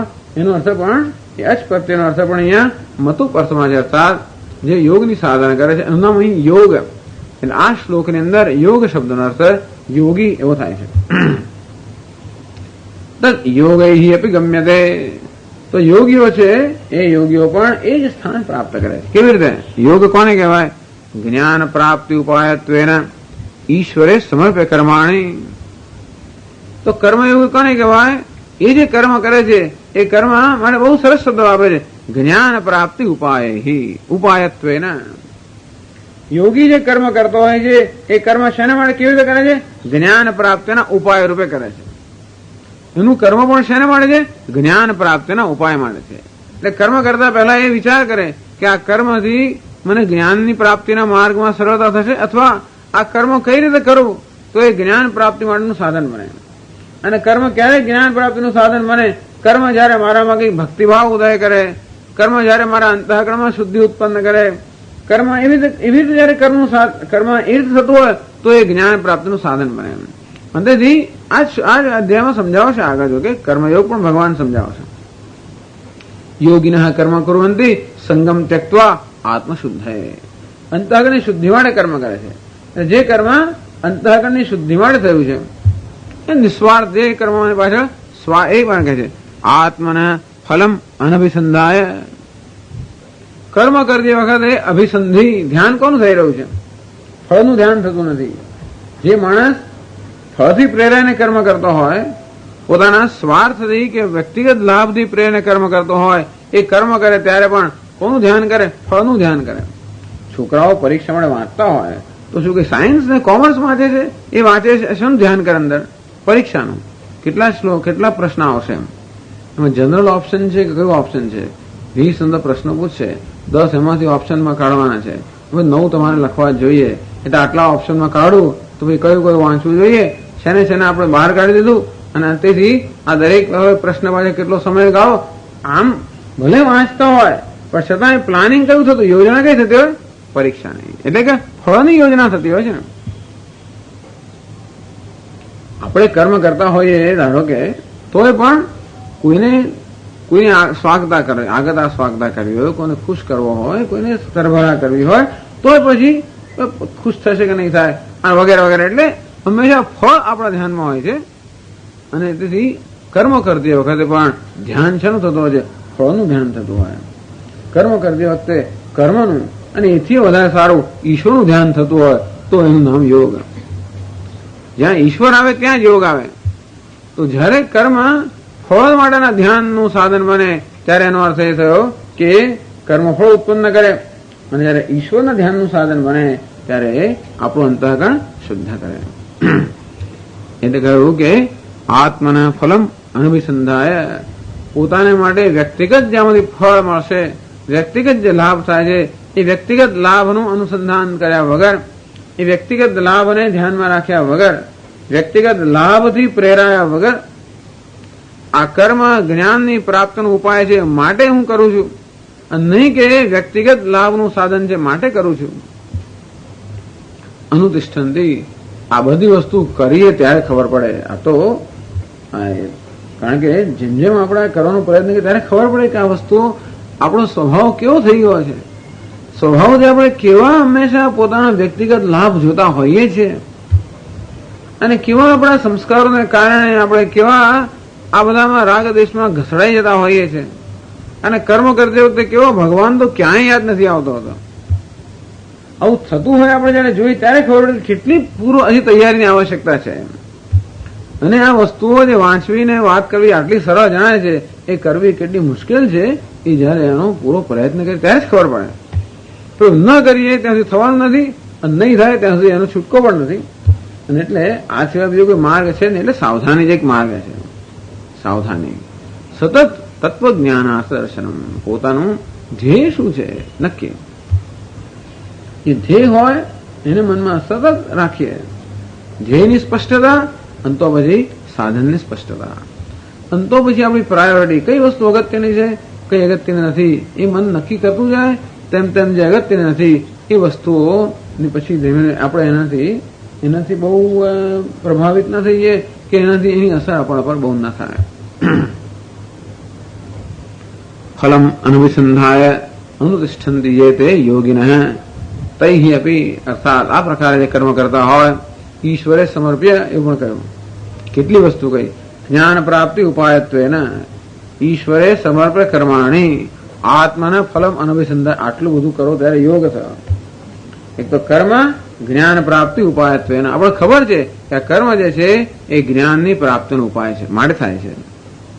ઈશ્વરે સમર્પ્ય, જે કર્મ થઈ રહ્યું છે એનાથી ઈશ્વરની આરાધના થાય, વ્યક્તિગત આરાધના ના થાય કે કોઈ ધન સંપત્તિની આરાધના ના થાય, કોઈ ઈશ્વરની આરાધના થાય.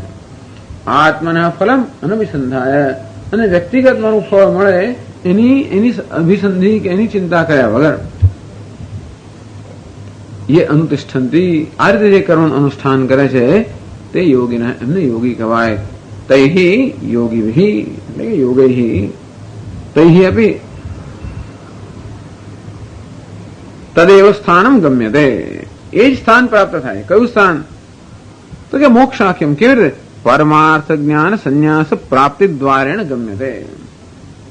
પહેલા પરમાર્થ જ્ઞાન પ્રાપ્ત થાય પછી સંન્યાસ. એટલે અહીં તો અભિપ્રાય વારંવાર એવો છે કે સંન્યાસ ક્યારે લેવાય? આત્મજ્ઞાન થાય પછી, કે આત્મ અનાત્મ વિવેક પ્રાપ્ત થાય પછી. પરમાર્થ જ્ઞાન સંન્યાસ પ્રાપ્તિ દ્વારેણ. અથવા ભલે પરોક્ષ જ્ઞાન પ્રાપ્ત થયા પછી પણ સંન્યાસની પાછળ જ્ઞાન તો હોવું જોઈએ.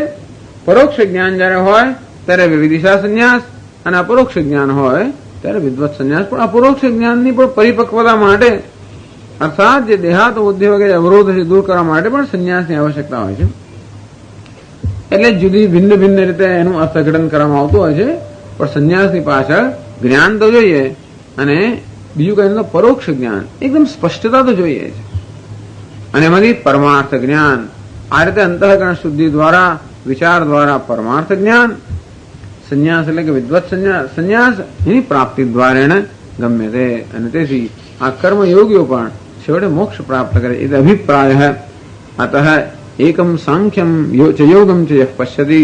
આવો અભિપ્રાય હોવાને કારણે, આ વસ્તુ હોવાને કારણે સાંખ્ય અને યોગ બંને એક જ છે. અર્થાત એક ફલત્વાદ ફલેકત્વાદ, બંનેનું ફળ એક હોવાને કારણે બંને છેવટે એક જ છે. ભલે માર્ગ આમ જુદી જગ્યાએ જતા લાગે, એક જ સ્થાને છેવટે પહોંચાડતા હોવાને કારણે ભલે માર્ગ ભિન્ન ભિન્ન દિશામાં જતા હોય તો પણ એક જ છે. એટલા માટે કે બંનેનું ધ્યેય છેવટે બંને એક જ સ્થાને પહોંચાડે છે.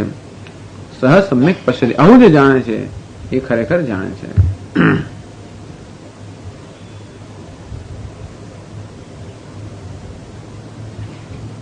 કે છે મધુસૂદન સરસ્વતી, તૈહિ યોગિભિ અપી સત્વશુદ્ધ્યા સંન્યાસપૂર્વક શ્રવણાદિ પુરસ્સરયા જ્ઞાનનિષ્ઠયા વર્તમાને ભવિષ્યતિ વા જન્મની સંપત્સ્યમાનયા તત્સ્થાનમ ગમ્યતે. યોગી લોકો કેમ સ્થાન પ્રાપ્ત કરે છે? સત્વશુદ્ધ્યા પેલા અંતઃકરણ શુદ્ધિ, સંન્યાસપૂર્વક શ્રવણાદિ પુરસ્સરયા, અને જ્ઞાન નિષ્ઠા એટલે જ્ઞાન પ્રાપ્તિની નિષ્ઠા, જેમાં શ્રવણ મનન વગેરે સાથે વર્તમાને ભવિષ્યતિ વા જન્મની, વર્તમાન જન્મમાં પ્રાપ્ત કરે કે ભવિષ્યના જન્મમાં પ્રાપ્ત કરે. કારણ કે જેવી તૈયારીની આવશ્યકતા, અર્થાત પેલી ખીચડી પકાવવા માટે કેટલો સમય જોઈએ, કેટલી પાકી જેના બરાબર રાખે ને. અને તેથી જો પરિપક્વતા માટે વધારે સમયની આવશ્યકતા હોય, શક્ય છે કે ભવિષ્ય જન્મમાં પણ પ્રાપ્ત કરે. ભવિષ્યતિ વા જન્મની સંપત્સ્યમાનયા તત્સ્થાનમ ગમ્યતે. પણ આ સ્થાન પ્રાપ્ત થાય એ તો છે. એટલે કે છે યેષામ સંન્યાસ પૂર્વિકા જ્ઞાન નિષ્ઠા દૃશ્યતે તેષામ તયા એવ લિંગેન પ્રાગ જન્મસુ ભગવદર્પિત કર્મનિષ્ઠા અનુમીયતે.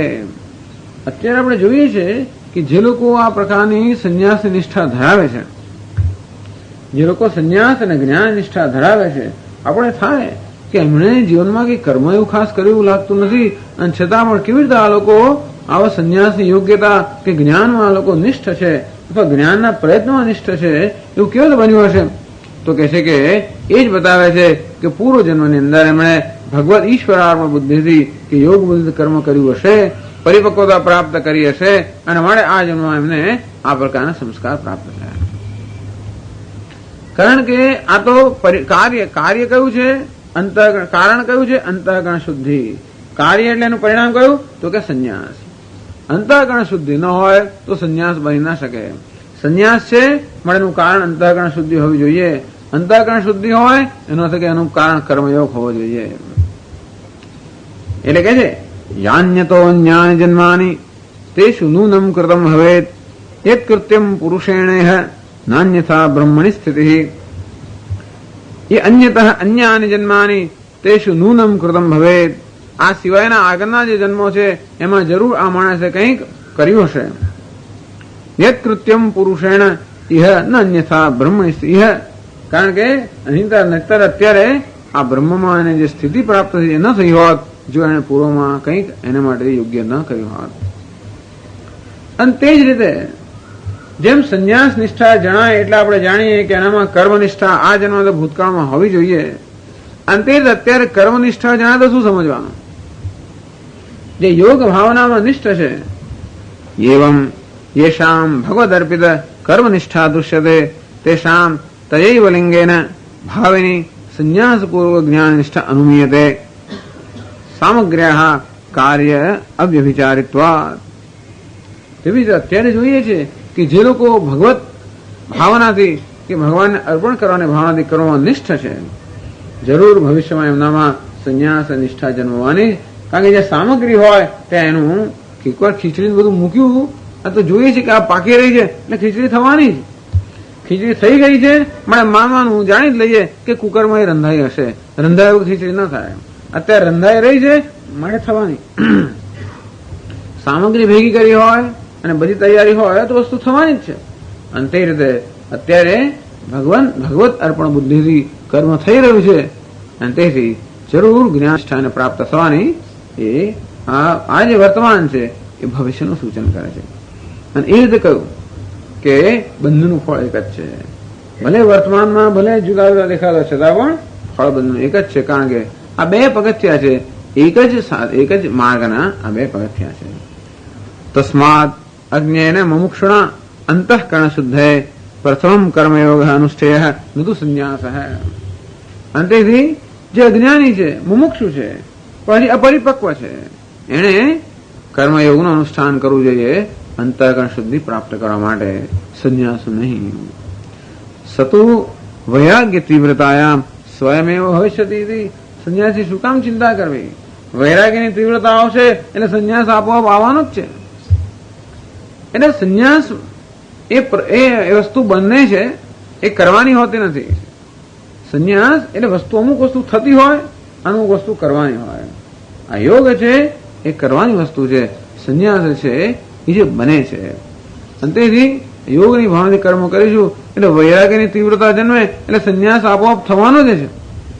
પણ સંન્યાસ માટે પ્રયત્ન કે ઉતાવળ કરવાની આવશ્યકતા હોતી નથી. જ્યાં અંતઃકરણ શુદ્ધિની આવશ્યકતા છે ત્યાં મુમુક્ષુએ યોગની ભાવનાથી કર્મ કરવું એ જ યોગ્ય છે. એ દ્રષ્ટિએ ભગવાને કહ્યું કે કર્મ સંન્યાસ અને કર્મયોગમાં કર્મયોગ વધારે સારો છે. કારણ કે કર્મયોગ એ કર્મ સંન્યાસનું સાધન છે.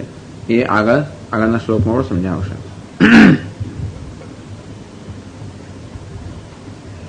ઓમ પૂર્ણમદ પૂર્ણમિદમ પૂર્ણાત પૂર્ણમુદચ્યતે પૂર્ણસ્ય પૂર્ણમાદાય પૂર્ણમેવાવશિષ્યતે. ઓમ શાંતિ શાંતિ શાંતિ. શંકરં શંકરાચાર્યં કેશવં બાદરાયણં સૂત્રભાષ્યકૃતૌ વંદે ભગવन्तૌ પુનઃ પુનઃ.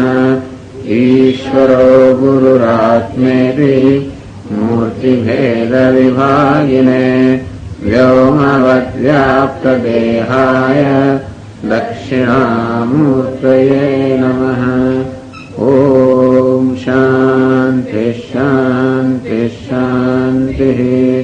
હરિ ઓમ શ્રી ગુરુભ્યો નમઃ. હરિ ઓમ. ઓમ નારાયણઃ પરો વ્યક્તાत्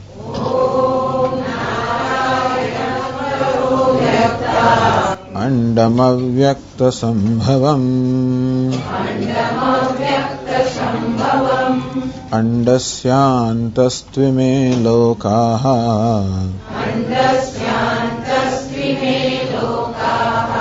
સપ્તદ્વીપા ચ મેદિની.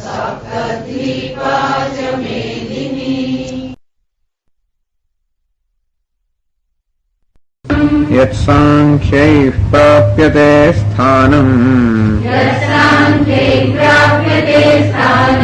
તદ્યોગૈરપી ગમ્યતે तद्योगैरपि गम्यते એકમ સાંખ્યમ ચ યોગમ ચ एकं साङ्ख्यं च योगं च યઃ પશ્યતિ સ પશ્યતિ यः पश्यति स पश्यति યત સાંખ્યૈ સ્થાનમ પ્રાપ્યતે તદ્યોગૈ અપી ગમ્યતે યત સ્થાનમ મોક્ષાખ્યમ જે સ્થાન અર્થાત જે સ્થિતિ જે પ્રાપ્ત કર્યા પછી વહી ક્યારેય પણ કોઈનું પતન થતું નથી એ પ્રકારની સ્થિતિ છે જે સાંખ્યૈ અર્થાત સંન્યાસી પ્રાપ્યતે જ્ઞાનનિષ્ઠ સંન્યાસી જ્ઞાનનિષ્ઠ સંન્યાસી વડે જે પ્રાપ્ત થાય છે મોક્ષ નામનું સ્થાન તદ્યોગૈ ગમ્યતે એ યોગીઓને પણ પ્રાપ્ત થાય છે પરમાર્થ જ્ઞાન સંન્યાસ પ્રાપ્તિ દ્વારેણ યોગ એટલે જ્ઞાન પ્રાપ્તિ ઉપાયત્વેન જે પોતાનું જે કર્મ કરે છે ઈશ્વરે સમર્પ્ય કર્માણી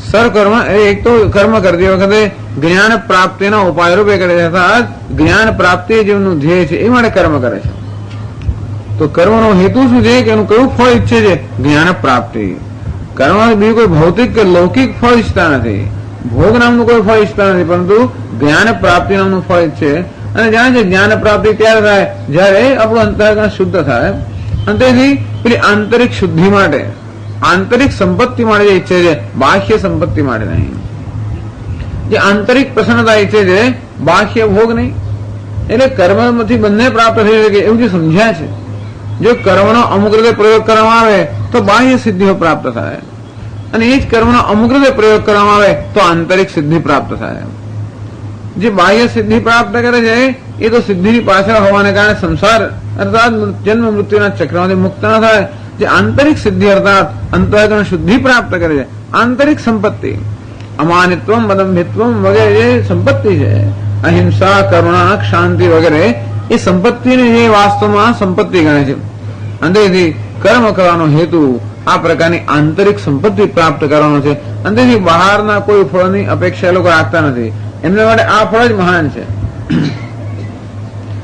અને એવી આંતરિક સંપત્તિ એ જ્ઞાન પ્રાપ્તનો ઉપાય છે કારણ કે અંતઃકરણ જયારે આ રીતે પરિપક્વ બને ત્યારે જ્ઞાન મળે યોગ્ય બને આ સમજથી એ લોકો કર્મ કરતી વખત પણ આ જ્ઞાન પ્રાપ્તના ઉપાય કરે છે અને જે કર્મ કરે છે ભાઈ ઈશ્વરે સમર્પ્યા ઈશ્વરને સમર્પણ કરે છે એટલે ભક્તિભાવ પણ છે એટલે માત્ર યાંત્રિક રીતે કર્મ નહીં થતા એમાં કર્મયોગની અંદર ભક્તિભાવ હોવો ઈશ્વર હોવો આવશ્યક છે માત્ર આપણે નિયમો જાણતા હોઈએ કે જેવું કરીએ એવું પામીએ અને તેથી જે કઈ ફળ મળે એ મારા કર્મ અનુરૂપ છે માટે હું સ્વીકારી લઉં છું અને એ રીતે કોઈ પ્રકારનો પ્રત્યાઘાત કે રિએક્શન નથી આપતો એ કદાચ શક્ય છે સિદ્ધાંતની દ્રષ્ટિએ કે થિયોરેટિકલી કદાચ શક્ય છે પણ પ્રેક્ટિકલી ખરેખર એવું શક્ય નથી કે માણસ કોઈ પણ સ્થિતિ જેવી છે એવી સ્વીકારે એવું શક્ય નથી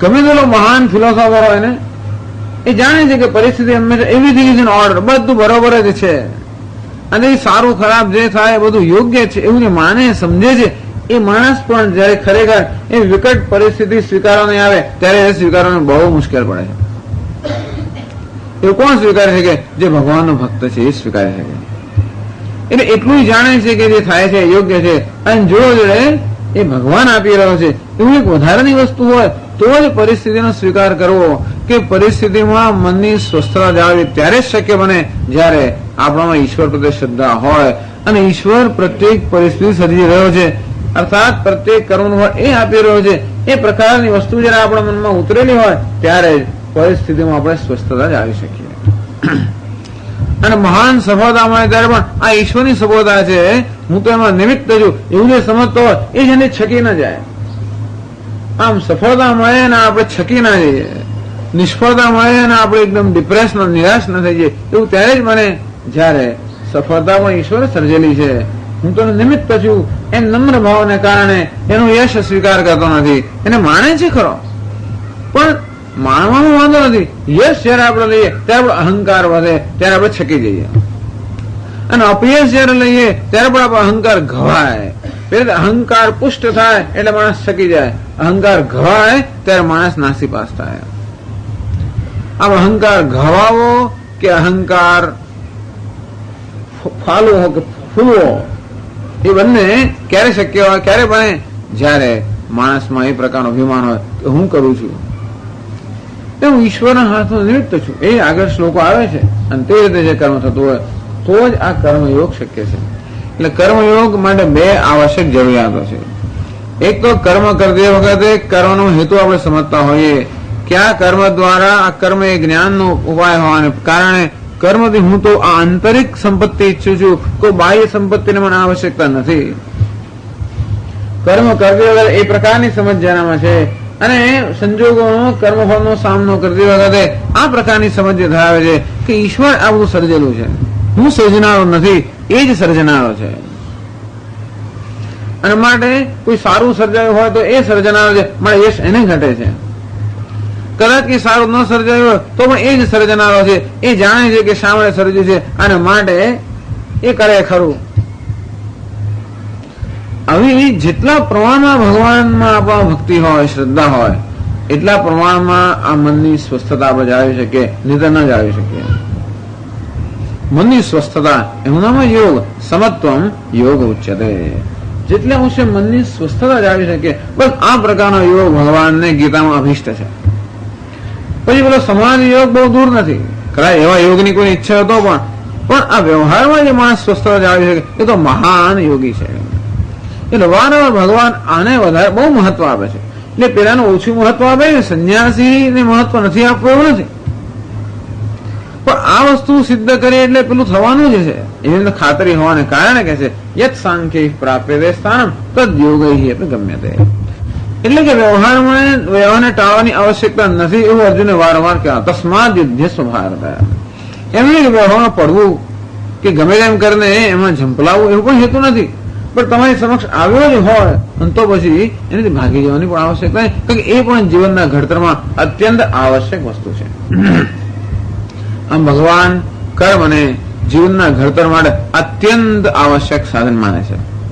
અને તેથી જરૂર ન હોય કરો તો વાંધો નથી, પણ જરૂર હોય ને છોડી દે તો બહુ જ મુશ્કેલ છે, અથવા અત્યંત ભયાવહ, અત્યંત ભય ઉત્પન્ન કરનાર છે એમ માનીને હંમેશા કર્મયોગને જ આગળ કરતા હોય છે. કે ભલે સંન્યાસ અને કર્મયોગ બંને શ્રેષ્ઠ છે, મોક્ષના સાધન છે, છતાંય સંન્યાસ કરતા કર્મયોગ વધારે સારો. કારણ કે સાંખ્ય કે સંન્યાસીઓ દ્વારા જે સ્થાન પ્રાપ્ત થાય છે આ યોગી દ્વારા પ્રાપ્ત થવાનું જ છે. જેમ મધુસૂદન સર્વનો શ્લોક આપણે વાંચ્યો કે અત્યારે આ પ્રકારની કર્મયોગમાં જે નિષ્ઠ છે એ ભવિષ્યનો સંન્યાસી છે જ, કારણ કે સતત આ પ્રકારે યોગની ભાવની કર્મ કરતા સતત આપણને ચિત્તની એકાગ્રતા અને ત્યાગ બંનેની આવશ્યકતા રહેતી હોય છે. એટલે છઠ્ઠા અધ્યાયના પહેલા શ્લોકની અંદર સંન્યાસી છે, યોગી છે એમ કરીને એને યોગી પણ કહ્યો છે અને સંન્યાસી પણ કહ્યો છે. આમ આવો કર્મયોગી વાસ્તવિક અર્થમાં સંન્યાસી બને, જ્ઞાનનિષ્ઠ બને અને પછી મોક્ષ પ્રાપ્ત કરે. પરમાર્થ જ્ઞાન સંન્યાસ પ્રાપ્તિ દ્વારેણ એને પારમાર્થિક જ્ઞાન થાય, સંન્યાસ પ્રાપ્ત થાય અને આ રીતે એ મુક્ત થવાનો જ છે. તેથી અવશ્યમ ભાવી હોવાને કારણે આવું કહ્યું છે. જ્યાં યોગ છે ત્યાં જ્ઞાન અવશ્યમ ભાવી છે એવું હોવાને કારણે કહ્યું છે કે બે જુદા નથી. એટલે પછી મધુસૂદન સરસ્વતી શ્લોક ટાંગ્યો કે જ્યાં સંન્યાસ છે ત્યાં યોગ હોવો જ જોઈએ ભૂતકાળમાં, અને જ્યાં અત્યારે યોગ છે ત્યાં ભવિષ્યમાં સંન્યાસ અવશ્યમ ભાવે છે. અને તેથી ભલે બહારની દ્રષ્ટિએ બે જુદા દેખાતા હોય પણ આંતરિક દ્રષ્ટિએ એ બેમાં એવો તફાવત મહાપંડિતો જોતા નથી.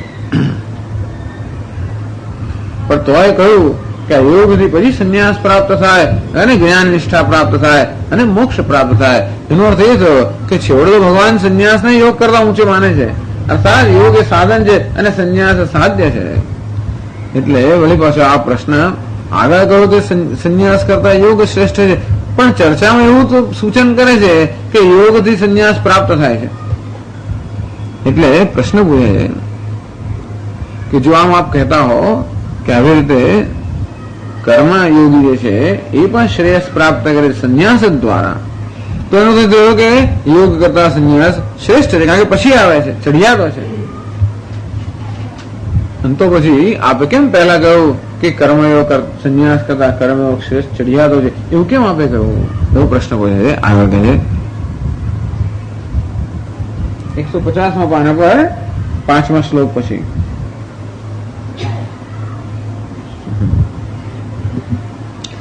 एवं तर्हि योगाद संन्यास एव विशिष्यते कथं तर्हि इदमुक्तम् तयोस्तु कर्म संन्यासात् कर्मयोगो विशिष्यते इति एवं तर्हि આવું જ હોય અર્થાત કર્મયોગ થી પછી સંન્યાસ પ્રાપ્તિ દ્વારા જ્ઞાન અને મોક્ષ મળતો જો એમ હોય તો યોગાત સંન્યાસ એવો વિશિષ્ય છે. એનો અર્થ એ થયો કે કર્મયોગ કરતા સંન્યાસ ચડિયાતો જ છે, તો કે સંન્યાસ એ કર્મયોગ પછીની અવસ્થા છે. અંતેથી તમે એમ જ કહો કે ભાઈ તું 12માં ભણે, તું 12માં ભણે કે ભાઈ કોલેજમાં ભણે સરખું જ છે. એવું કહીને કે કોલેજમાં જવા કરતા અત્યારે 12માં જેવું સારું, એવું કહીને તમે પેલાને આગળ કર્યું, તો પાછળથી કહો છો કે 12મું કેમ સારું, કારણ તને કોલેજમાં લઈ જશે માટે. એનો અર્થ કોલેજ આના કરતા ચડિયાતી થઈ તો પેલા એમ કેમ કહ્યું કે 12મું આના કરતા સારું, એ તારે માટે કહ્યું તું. અર્થાત કોને ઉદ્દેશીને કહેવામાં આવે છે, હજી પેલો 10માં જ ભણતો હોય, સીધું જ કોલેજમાં જવું હોય એને કહેવા કે નહીં 12મું કોલેજ કરતા સારું, અથવા ડિપ્લોમામાં જવું હોય, બરાબર બંને જગ્યાએ જ જવાતું હોય, અને તોય કદાચ કે 12માં પછી 12મું ડિપ્લોમા કરતા સારું. એટલે કે એ પ્રકારની ટ્રેનિંગ જે મળી છે એને પછી પેલામાં મુશ્કેલી નહીં, પણ એમ માનતું હોય તો અને એ રીતે કહી શકાય. એવમ તર્હિ યોગાત સંન્યાસ એવ વિશિષ્યતે ઇતિ કસમ ઇતિ. તો પછી આપની આ ચર્ચાથી એમ જણાય છે કે યોગ કરતા તો સંન્યાસ વધારે ચડિયાતો છે. કથમ તહિદ મુક્તમ, તો આગળ કેમ ભગવાને કહ્યું તયોસ્તુ કર્મ સંન્યાસાત કર્મયોગો વિશિષ્યતે, કે કર્મ સંન્યાસ કરતા કર્મયોગ ચડિયાતો છે, એવું કેમ ભગવાને આગળ કહ્યું? તો એનું ઉત્તર આવે છે શૃણુ તત્ર કારણમ ત્વયા પૃષ્ટમ કેવલમ કર્મ સંન્યાસમ કર્મયોગમ ચ અભિપ્રેત્ય તયોઃ અન્યતરઃ કશ્રેયાન તદ અનુરૂપમ પ્રતિવચનમ મયા ઉક્તમ कर्म संन्यासात् कर्मयोगो विशिष्यते इति ज्ञानम् अनपेक्ष्य ज्ञानापेक्षस्तु संन्यासः सांख्यम् इति मया अभिप्रेतः परमार्थयोगस्य स एव. શૃણુ તત્ર કારણમ, જો એનું કારણ સાંભળ. આગળ કહ્યું કે કર્મયોગ કરતા કર્મ સંન્યાસ કરતા કર્મયોગ ચડિયાતો છે, અને હવે કહીએ છીએ કે કર્મયોગ કરતા સંન્યાસ ચડિયાતો છે. તો કયા પ્રકારના સંન્યાસ કરતા કર્મયોગ ચડિયાતો છે અને કર્મયોગ કરતા કયા પ્રકારનો સંન્યાસ ચડિયાતો છે, એ સંન્યાસ 2 પ્રકારના હોવાને કારણે તને કહું કે સંન્યાસ 2 પ્રકારના છે. એક અંતઃકરણ વૈરાગ્ય સહિતનો સંન્યાસ અને બીજો વૈરાગ્ય રહિતનો સંન્યાસ. તો જ્યાં એટલો વૈરાગ્ય નથી અથવા એ પ્રકારનો વિવેક નથી અને સંન્યાસ લેવામાં આવે છે, એવા સંન્યાસ કરતા કર્મયોગ ચડિયાતો જેવું કહેલું. પણ જ્યાં વૈરાગ્ય છે, વિવેક છે, જે એ પ્રકારનું હોય તો એ સંન્યાસ પેલા કર્મયોગ કરતા ચડિયાતો, એમ અત્યારે કહ્યું. એમ કે ને ભલે સંન્યાસ શબ્દ વાપર્યો હોય અને છતાં પણ પહેલા જે અર્થમાં સંન્યાસ કહેવામાં આવ્યો એના કરતા અત્યારે જે અર્થમાં સંન્યાસ કહેવામાં આવે છે એ જરા જ જુદો છે. એટલે કહે છે તો આ પૃષ્ઠમ કેવલમ કર્મ સંન્યાસમ કર્મયોગમ ચ અભિપ્રેત્ય. હે અર્જુન, તું જયારે પ્રશ્ન કરતો હતો ત્યારે તું પ્રશ્ન કરતો હતો. અર્જુન કેવો છે? જેને હજી કર્મયોગની આવશ્યકતા છે, અર્થાત હજી એને એવી આંતરિક પરિપક્વતાની આવશ્યકતા છે, એવું અર્જુન ભગવાનને પ્રશ્ન કરે છે. ભગવાન, કર્મયોગ અને કર્મ સંન્યાસ એ બેમાંથી કયું શ્રેષ્ઠ સાધન છે? તો અર્જુનના સંદર્ભમાં કહેવામાં આવ્યું કે અર્જુન, કર્મ સંન્યાસ કરતા કર્મયોગ શ્રેષ્ઠ છે. એ કોના સંદર્ભમાં કહેવામાં? અર્જુનને દ્રષ્ટિમાં રાખીને કહેવામાં આવ્યું. અર્જુનનો અર્થ એ કે જેનામાં હજી એ પ્રકારનું જ્ઞાન કે વિવેક નથી, એની દ્રષ્ટિમાં રાખીને કહેવામાં આવ્યું. તયોઃ અન્યતરઃ કશ્રેયાન તત અનુરૂપમ પ્રતિવચનમ મયા ઉક્તમ. તે જયારે પૂછ્યું કે કર્મ કે સંન્યાસ, કર્મયોગ કે સંન્યાસ, ત્યારે એનો અર્થ એ થયો કે આ જ્ઞાન રહિતનો સંન્યાસ અને કર્મયોગ એ બેમાં તો એ અર્જુન ભલે જ્ઞાન રહિતનો સંન્યાસ ન કે, પણ અર્જુન સંન્યાસ એવો સંન્યાસ હોય ને, અર્જુન અથવા એ જે પરિસ્થિતિમાં અર્જુન હતો એ જયારે ધારો કે કર્મનો સંન્યાસ અત્યારે લઈ લે તો એ કેવો સંન્યાસ હોવાનો? જ્ઞાન રહિતનો સંન્યાસ એ હોવાને કારણે એ સંન્યાસને સરખામણીમાં કહેવામાં આવ્યું કે કર્મયોગ વધારે સારો. ઇતિ શ્રેયાન તત્ અનુરૂપમ પ્રતિવચનમ મયા ઉક્તમ. એને અનુરૂપ, તારા પ્રશ્ન અનુરૂપ મેં ઉત્તર આપ્યો. કર્મ સંન્યાસાત કર્મયોગ વિશિષ્યતે ઇતિ, કે કર્મ સંન્યાસ કરતા કર્મયોગ વધારે સારો. જ્ઞાનમ અનપેક્ષ, એટલે કે જ્ઞાન રહિત નો જે કર્મ સંન્યાસ છે એના કરતા આ કર્મયોગ વધારે સારો, એમ મેં તને કહ્યું. જ્ઞાન અપેક્ષસ્તુ સંન્યાસ સાંખ્યમ, પરંતુ એ બે પ્રકારના સંન્યાસને જુદા કરવા માટે ભગવાને બે શબ્દનો પ્રયોગ કર્યો. ભગવાને પછી સાંખ્ય શબ્દનો પ્રયોગ કર્યો. સાંખ્યનો અર્થ પણ સંન્યાસ એવો કરવામાં આવ્યો. પણ કયા પ્રકારનો સંન્યાસ? જ્ઞાન સહિતનો સંન્યાસ. એટલે ભગવાન કે જે સાંખ્ય શબ્દ જે વાપર્યો એ સંન્યાસ માટે જ વાપર્યો, પણ જ્ઞાન સહિતનો સંન્યાસ કે વિવેક સહિતનો સંન્યાસ એના માટે સાંખ્ય શબ્દ વાપરવામાં આવ્યો. તો એ સાંખ્ય શબ્દથી જેનું સૂચન થાય છે એવો સંન્યાસ કર્મયોગ કરતા સારો. માત્ર કર્મ સંન્યાસ એ શબ્દથી જેનું સૂચન કરવામાં આવ્યું એ જ્ઞાન રહિતના સંન્યાસ કરતા કર્મયોગ સારો, પણ સાંખ્ય શબ્દથી જેનું સૂચન કરવામાં આવ્યું એવો જ્ઞાન સહિતનો સંન્યાસ એ કર્મયોગ કરતા સારો. કારણ કે કર્મયોગ તો પછી સાંખ્યથી સૂચિત થતો સંન્યાસ પ્રાપ્ત થાય, એના પછી જ્ઞાન નિષ્ઠા વગેરે. સાંખ્યમિતિ મયા વિપ્રેત પરમાર્થ યોગસ્ય સૈવ. અને ખરેખર એ જે પરમાર્થ કે વાસ્તવિક અર્થનો યોગ પણ એ છે. આ ભગવદ ગીતામાં યોગની વ્યાખ્યા પણ જ્ઞાન જ છે. ભલે આમ ચિત્તવૃત્તિના નિરોધન યોગ કે આમ આવતો હોય, પણ ભગવદ ગીતાની અંદર યોગ ભગવાન વારંવાર કહે છે પરમાર્થ યોગ હે. વાસ્તવમાં યોગ પણ કહે છે એ પેલો સાંખ્ય એટલે કે જ્ઞાન સહિતનો જે સંન્યાસ કે જ્ઞાન નિષ્ઠારૂપ જે સંન્યાસ છે એ જ વાસ્તવમાં યોગ છે. યોગનો અર્થ માત્ર બધી ચિત્તવૃત્તિઓ બંધ થઈ જવી એ પ્રકારની અવસ્થા એ એટલી બધી અભિપ્રેત નથી જેટલી આત્મજ્ઞાનમાં આપણું મન નિષ્ઠ થવું. શૂન્યમાં કે વિચાર રહિત સ્થિતિની અંદર મન નિષ્ઠ થાય એના કરતા સમજમાં નિષ્ઠ થાય એ વધારે સારું છે. જ્ઞાન એટલે સમજ. કઈ સમજ? આત્માની વાસ્તવિક સમજ. અત્યારે આપણું મન શેમાં નિષ્ઠ છે? આત્મા વિશેની ગેરસમજમાં નિષ્ઠ છે.